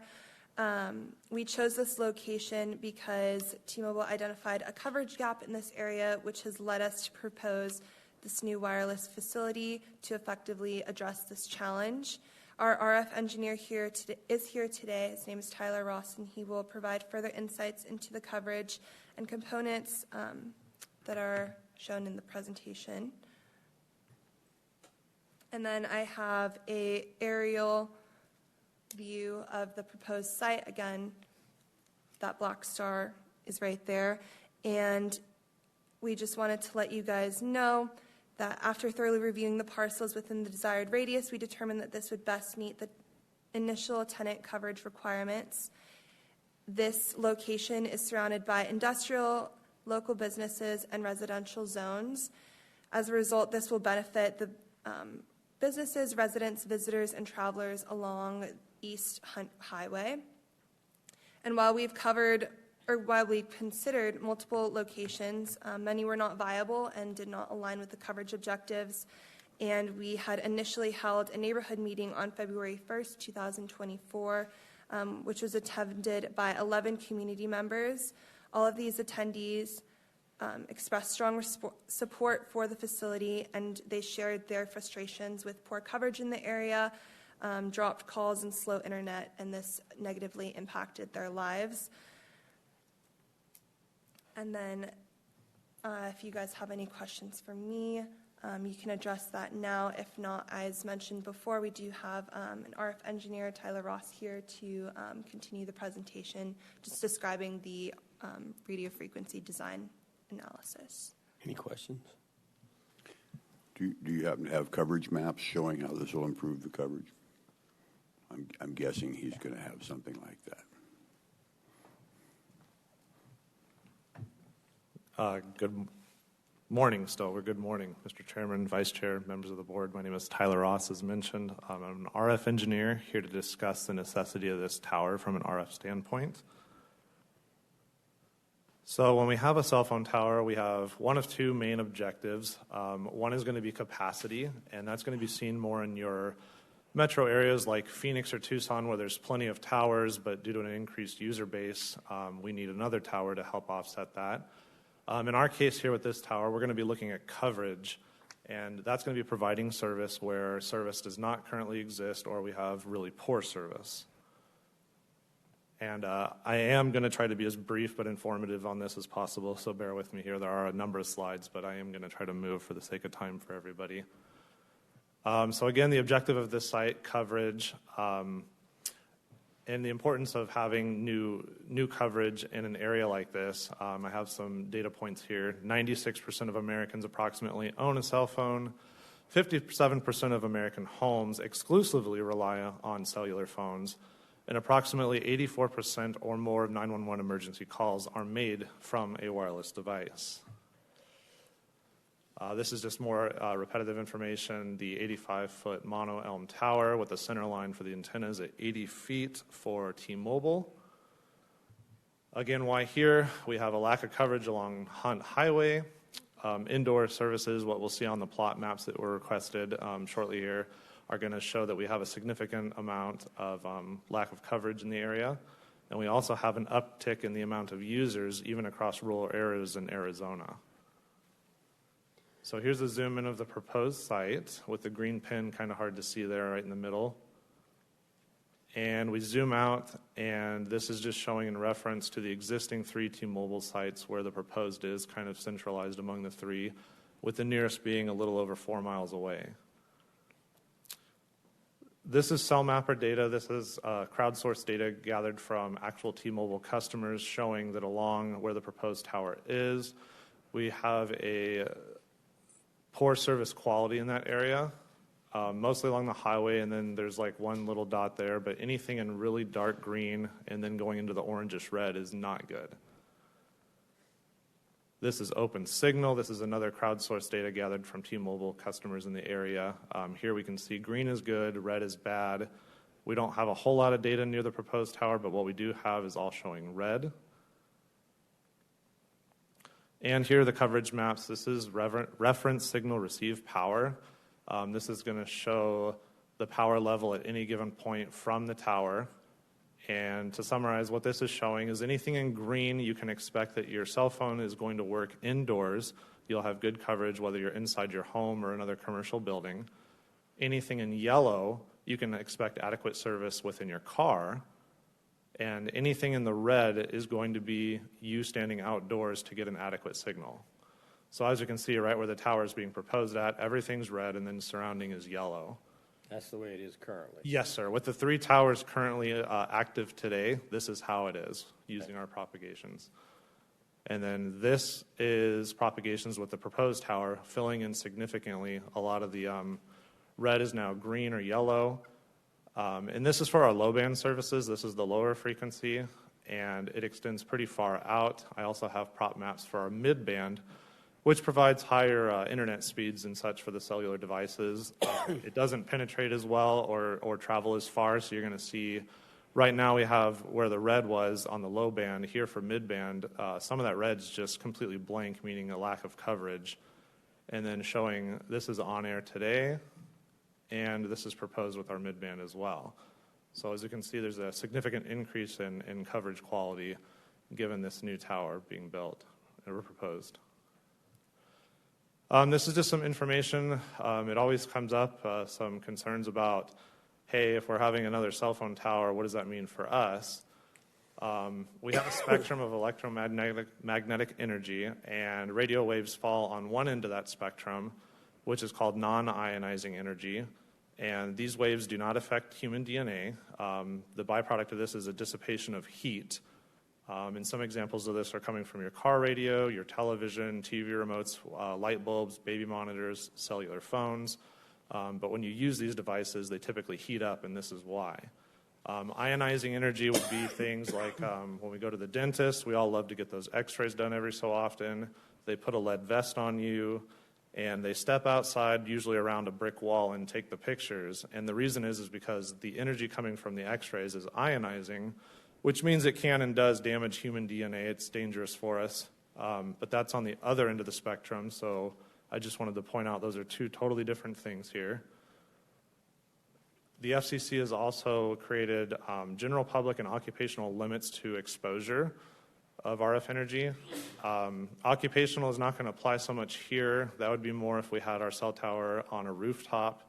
You also have HVAC units on the rooftop and such where other occupations would need to access, but for our case here, the general public would only be allowed to come outside of the compound walls that were shown in some of the construction drawings earlier. And those levels that the FCC have determined to be safe, we are lowered by a factor of 50, and that's what somebody would be exposed to on the outside of that wall.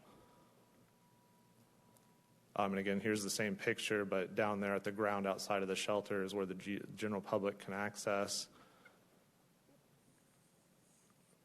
And then this is just more data for some of the other carriers. As it was mentioned, we have T-Mobile as the anchor tenant, but the hope is that usually AT&T and Verizon, some of your big carriers, follow shortly after on the same tower. So this is looking at some of the data for AT&T. Again, dark green, orange, and red are not good, and we can see along the proposed site area we have a lot of that color there. Open signal, the quality, again, we have some mix of red and green there for AT&T in the area. Moving on, this is Verizon, very similar. And open signal quality for Verizon as well, a lot of red. I believe it was requested for an alternative site analysis as one of the stipulations, so I'll just briefly go over that really fast for you all. There, I believe, are 2 existing 60-foot monopalms in the area, and we just wanted to consider the difference if we were to have to go to one of those here, and I have some plots as well. So our proposed site's there in the middle, and just to the southwest, there's an existing monopalm, and just to the north, there's one. So looking at the difference here, the picture on the top left is with the proposed, and the picture on the bottom right is if we were to have the monopalm instead. Our propagation showed that we'd have an approximately 19% reduction in coverage by looking at alternative site number 1, and the second monopalm alternative site number 2, again, would be about an 18% reduction in coverage from the proposed site now. And all of this is going to be mainly due to the lowered centerline height. And here's the same thing, but with mid-band carriers. Again, they don't travel as far, so you see an even more significant drop in coverage here at 39% and 41% for the alternative monopalm site 2. So the analysis is we see that lowering the height significantly drops the proposed coverage areas.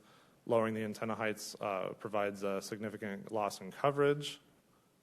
And the recommendation from an RF standpoint is for the approval of the proposed T-Mobile mono elm.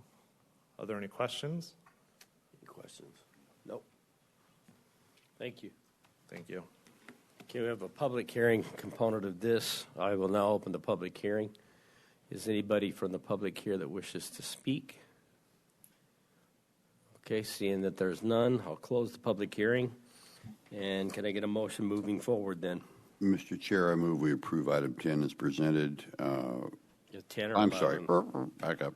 Now I'm doing you. Sorry about that. Man. Item 11 as presented with the 13 stipulations, and to correct the item description to read new as opposed to existing.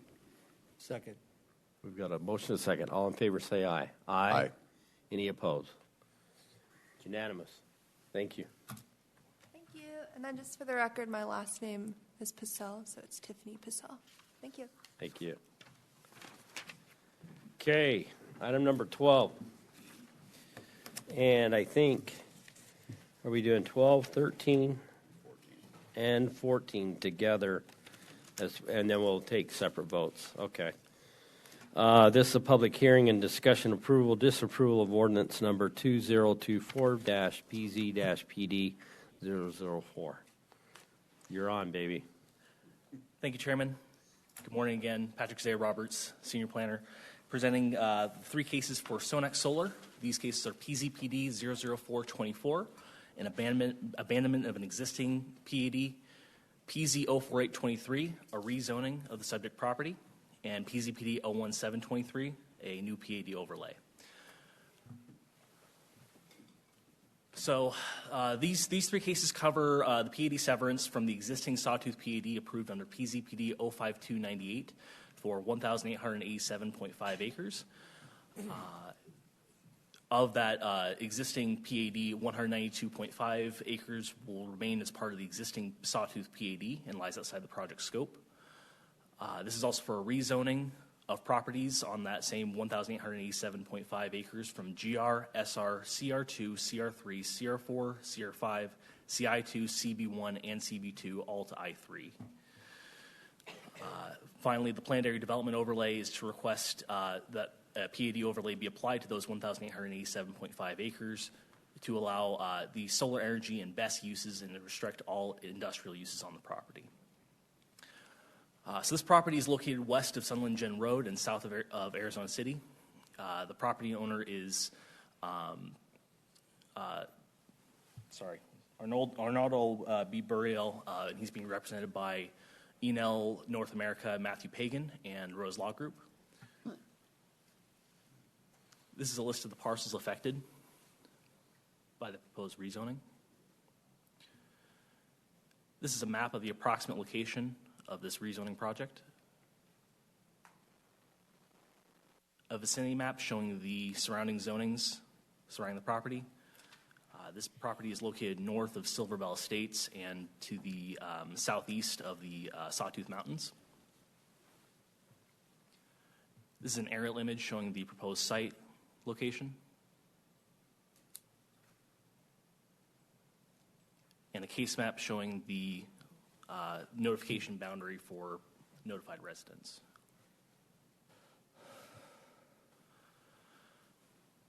So the property is 1,887.5 acres with the proposal to develop a 323 megawatt photovoltaic solar project with battery energy storage of 162 megawatts. So this project will involve solar field, photovoltaic modules, electrical collection systems, site substations, battery storage systems, and operation and maintenance building, and all associated infrastructure with these developments. Furthermore, proposed gen tie with Western Area Power Administration, WAPA, or Arizona Public Service, APS, or Tucson Electric Power would be proposed as part of this project. The property is currently agricultural land, and all parcels affected are currently farmland. The topography is relatively flat. Arizona Game and Fish Department report shows riparian habitats at the northwest of the site, and the project abuts the Sawtooth Mountains designated major open space. There's a low-density residential community approximately a quarter mile to the southwest, which is the Silver Bell Estates residence. This is a map of the comprehensive plan designation. It is designated green energy production approved under PZPA 0321. This is a preliminary site plan showing the approximate layout of the photovoltaic arrays.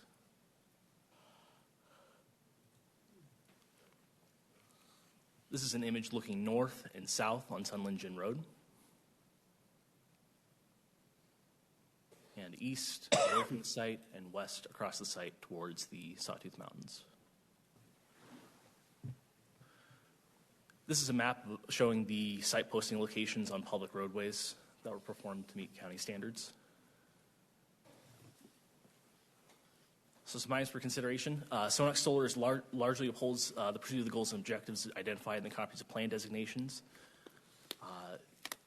The project proposes to implement operational jobs over the project lifespan. Traffic impact is projected to be minimal as a result of development of this use.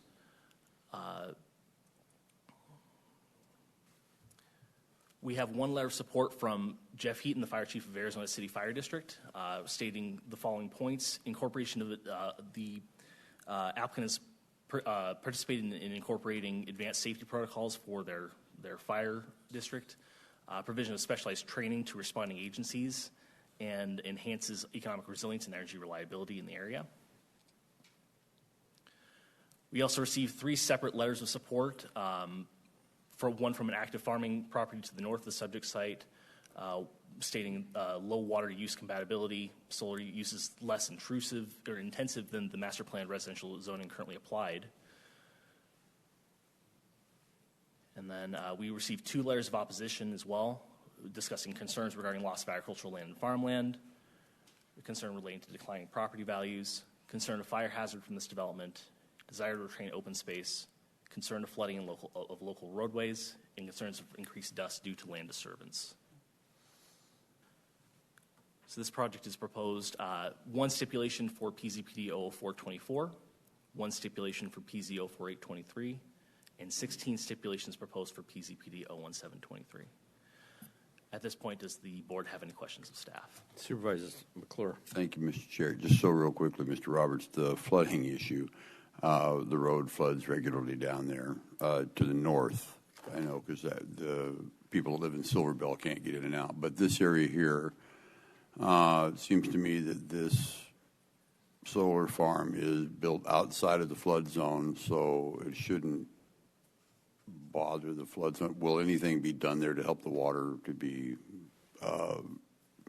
moved off, I guess, in the event of a rainstorm? As part of the site plan review process, we do require they submit a grading and drainage report, ensuring that any off-site flows that are ingressing onto the site are properly dispersed so that it doesn't increase additional flooding that already exists. As to mitigations on the public roadway, I would refer to a member of County Public Works to refer. And I also would assume that letters of opposition were received from the small air park to the west of this, but I understand that they were okay with it because the Gentai was further off to the east. Is that correct? That's correct. Initially at the Planning and Zoning Commission, there was concerns that the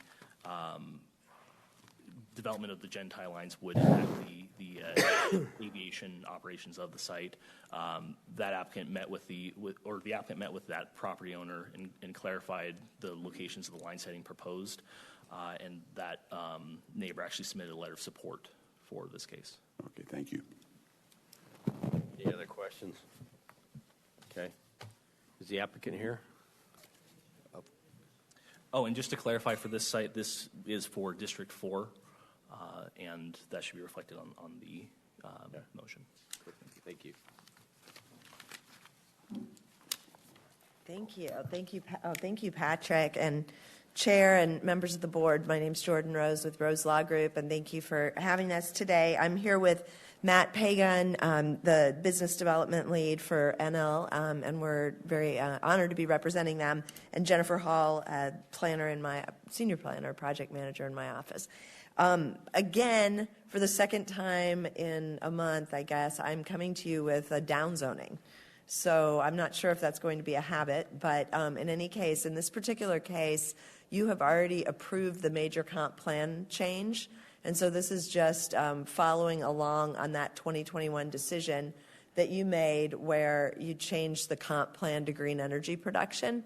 And so today we're just taking that final step to downzone the property from the current zoning, which allows for 6,760 homes. That's what could be built today. And that's incompatible with the green energy production comp plan that was approved by the Board of Supervisors a couple years ago.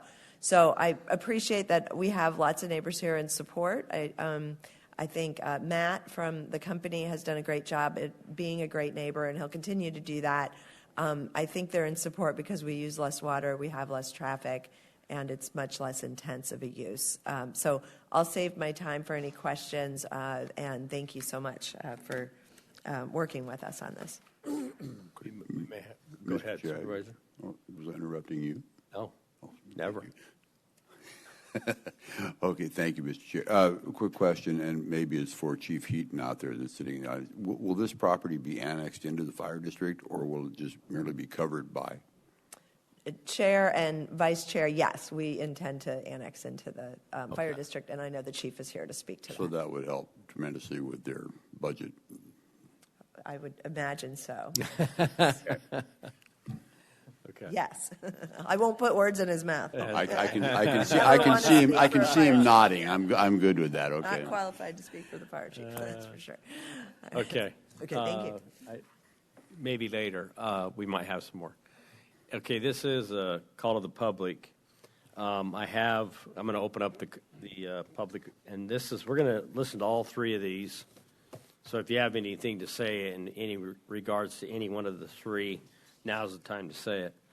So I'm going to start off with Blue M. Sanders. Is he here?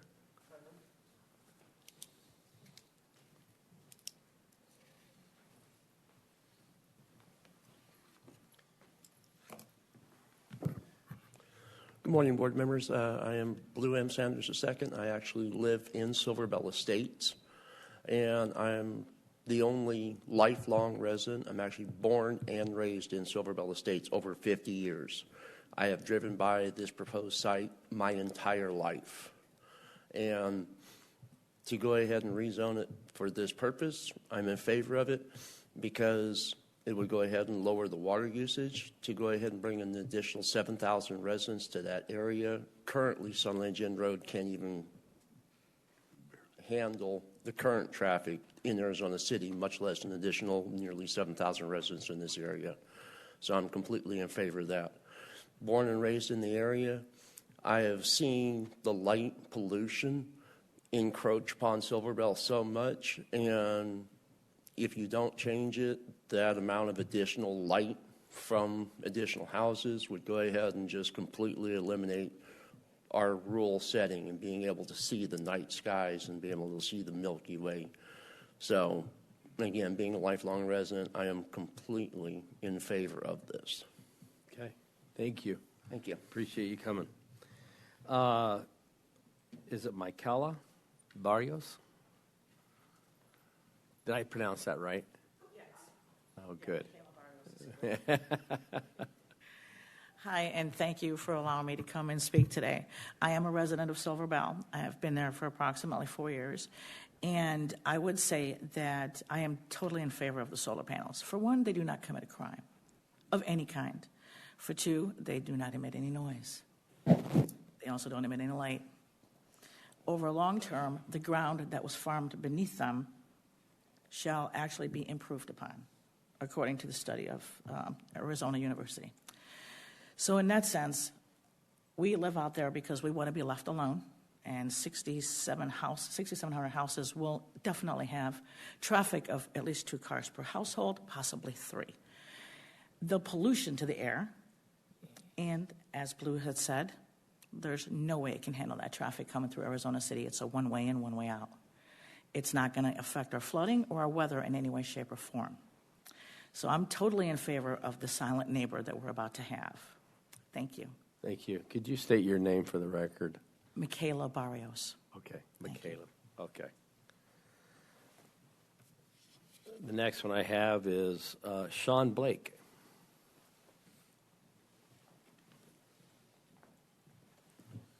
Hello, my name is Sean Blake. I reside in Silver Bell, and it is my intent to live out the rest of my days there, to be honest. I'm completely a proponent of this project, the rezoning and the project, because as previously stated, you know, solar panels make for good neighbors. They don't commit crime, they don't pollute, etc. I won't beat that horse anymore, but suffice it to say I'm completely in favor of the rezoning and the project. Good. Thank you. And Will Clarions?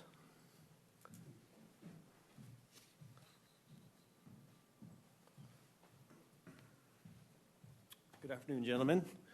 I'm Will Clemens. I'm the current farm manager of the project site, and I just want to touch on a couple points. We, between January and September this year, we were delivered just short of 4,000 acre-foot of water. It's millions and millions of gallons of water. So retiring those wells will take a lot of pressure off the aquifer. It'll help the farmers downstream.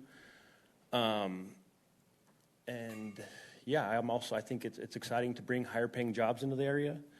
It'll be really good for the local economy. As it sits currently, I have five men on my crew, and locally they probably spend $100 a week, and everything else goes home to Mexico. So I think it'd be good for the economy locally. And thank you for allowing me time. Thank you, Will. Arnold Barrow? You'll correct me, correct, when you come up here. Can you say Bourget? Arnold Burrell. Arnold, Gentlemen, okay. I think everything's been said. It's a great project. It will help the area immensely in several different ways. I sit on the Green Reservoir Flood Control District. I can tell you that farm doesn't flood due to some of the improvements we've made down there. Now, the flooding going north is another issue that needs to be tackled. But I think the big thing to bring to light here is the aquifer. We're going to retire 5 high-level wells, high pumping wells. That should help the Silver Bell Estates area. I know that they're looking at making improvements to their water system, probably a capacity issue. And this may alleviate that, and maybe to the point where they won't have to spend too much money to be able to cover the needs of the local area. Above that, NL seems to be, a very professional, high-class company, and I think there'll be a value add to the community, and I'm sure they're looking to help the community. So, obviously, I'm in favor of it as well. Unfortunately, I have a horrible disease, so I'm going to spend the money buying more farm ground. I can't get away from it, even though today's cotton price is the same it was in 1957.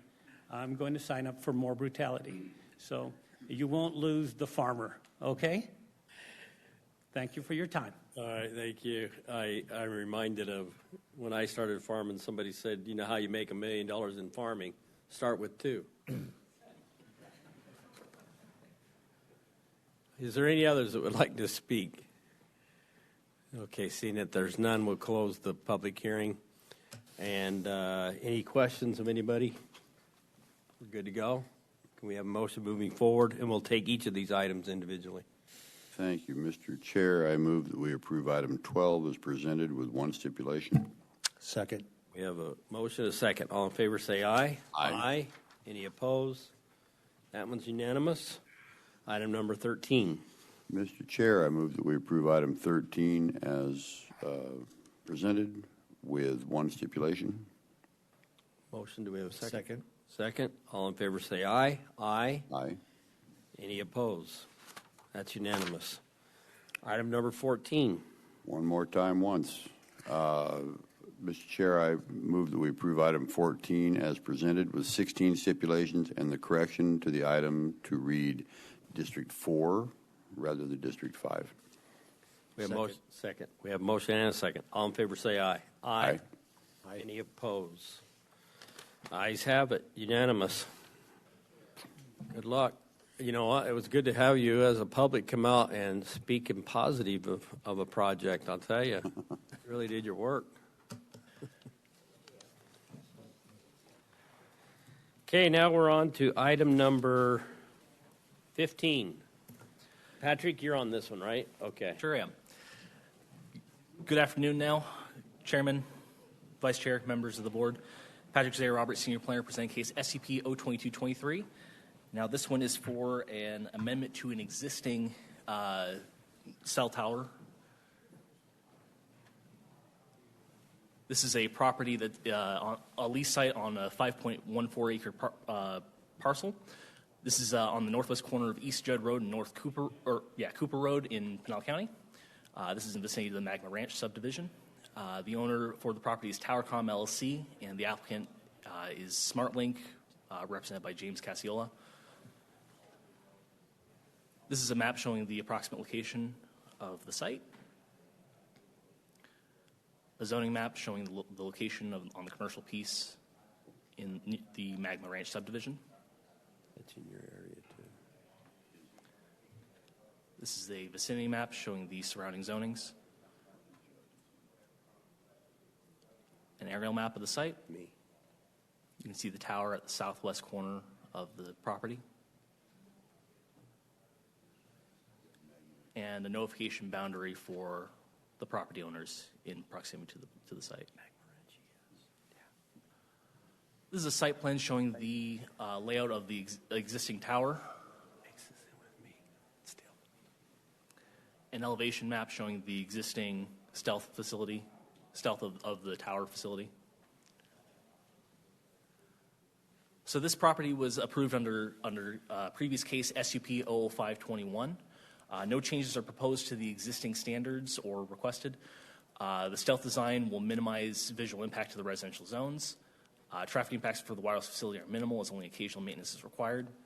The proposal will contribute to improved cellular network service in the area, and no letters of opposition or support have been received for this case. This project is proposed with 12 stipulations going forward. Any questions of staff at this point? Any questions? Seeing that there's none, does the applicant wish to speak? I believe a representative from SmartLink is available, or had mentioned he was I don't available, think. but I don't see him here. Okay. This is a public hearing as well, so I'll open up that part of the public hearing. Is there anybody here in the public that would like to speak regarding this matter? Seeing that there's none, and we're done with the public hearing. And so I'll close that, and so can I get a motion moving forward then? Mr. Chair, I move we approve item 15 as presented with 12 stipulations. Motion, do we have a second? Second. All in favor say aye. Aye. Any opposed? It's unanimous. Okay, items 16 and 17. We need to go into executive session. Can I get a motion moving forward on that? Mr. Chair, I move that we recess the regular meeting of the Board of Supervisors and convene executive session. I have a motion. Do I have a second? Second. All in favor say aye. Aye. Any opposed? We're now in executive session. And we will be back.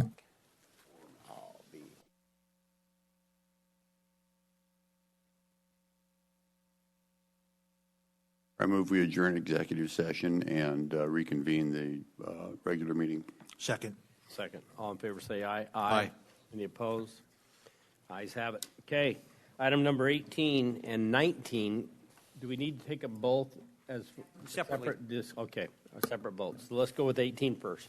Mr. Chairman, as discussed in executive session, item number 18 concerns a public records request that was issued to the Sheriff's Office back in 2022-23, and unfortunately, it fell through the cracks, and it was not produced and timely complied with. As you know, we have to timely comply with these public records requests.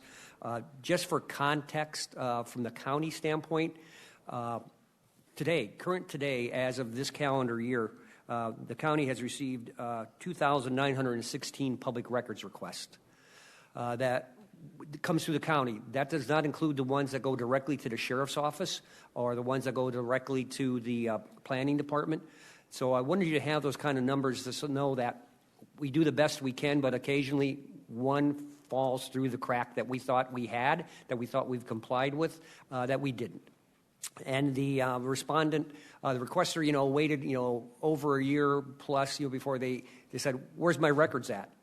And normally, they're much more proactive in tickling us, if you will. So, but this is one that fell through the cracks, and we went through litigation. And in order to resolve the litigation, we basically agreed on a settlement amount, and that's what you have in your settlement agreement that we're asking you to approve today. Okay. The final agreement. Any questions? Got to get a motion moving forward then. Mr. Chair, I move we approve item 18 as presented. Second. We have motion and second. All in favor say aye.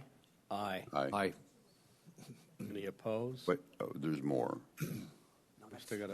We're trying to hurry up before she butts in. And just for clarification purposes, the clerk wanted me to make sure that you are approving the second agreement that was attached, that's marked as the final agreement. Because earlier we had a previous draft, but we were able to work out some additional language and change the amount a little. So. Okay. I would like to amend my motion, please, Mr. Chair, that we approve item 18 as presented to include the final agreement, or the second and final agreement. Right, to be executed. To be executed. I'll second that one. Okay. All in favor say aye. Aye. Any opposed? Unanimous. Number 19. Mr. Chairman, number 19 is as a similar matter, but this one stemmed out of a criminal investigation conducted by PCSO. Certain documents were turned over to the requesting party. However, you don't turn over everything until your criminal investigation is complete. For whatever reasons, once it was complete, the additional documents were not turned over, unfortunately. And so this one also, went through the cracks, if you will, and we've been able to, again, reach a settlement agreement with plaintiff's counsel on this matter. And we'd like to put this one behind us and, resolve that litigation short of going back to the court and expending more attorney time on this matter. Okay. Any questions? No. We have a motion moving forward. Mr. Chair, I move we approve item 19 as presented. Motion is second. Second. All in favor say aye. Aye. Any opposed? And Mr. Chairman, just for the record, in case the public is watching, on that second agreement, there are certain parts that are redacted out, and that's because this matter is in the court under a Jane Doe name, and the court order is to redact those names now. So that's why someone may see that and wonder why. The court's requiring that. all right. Well, with that, we are adjourned.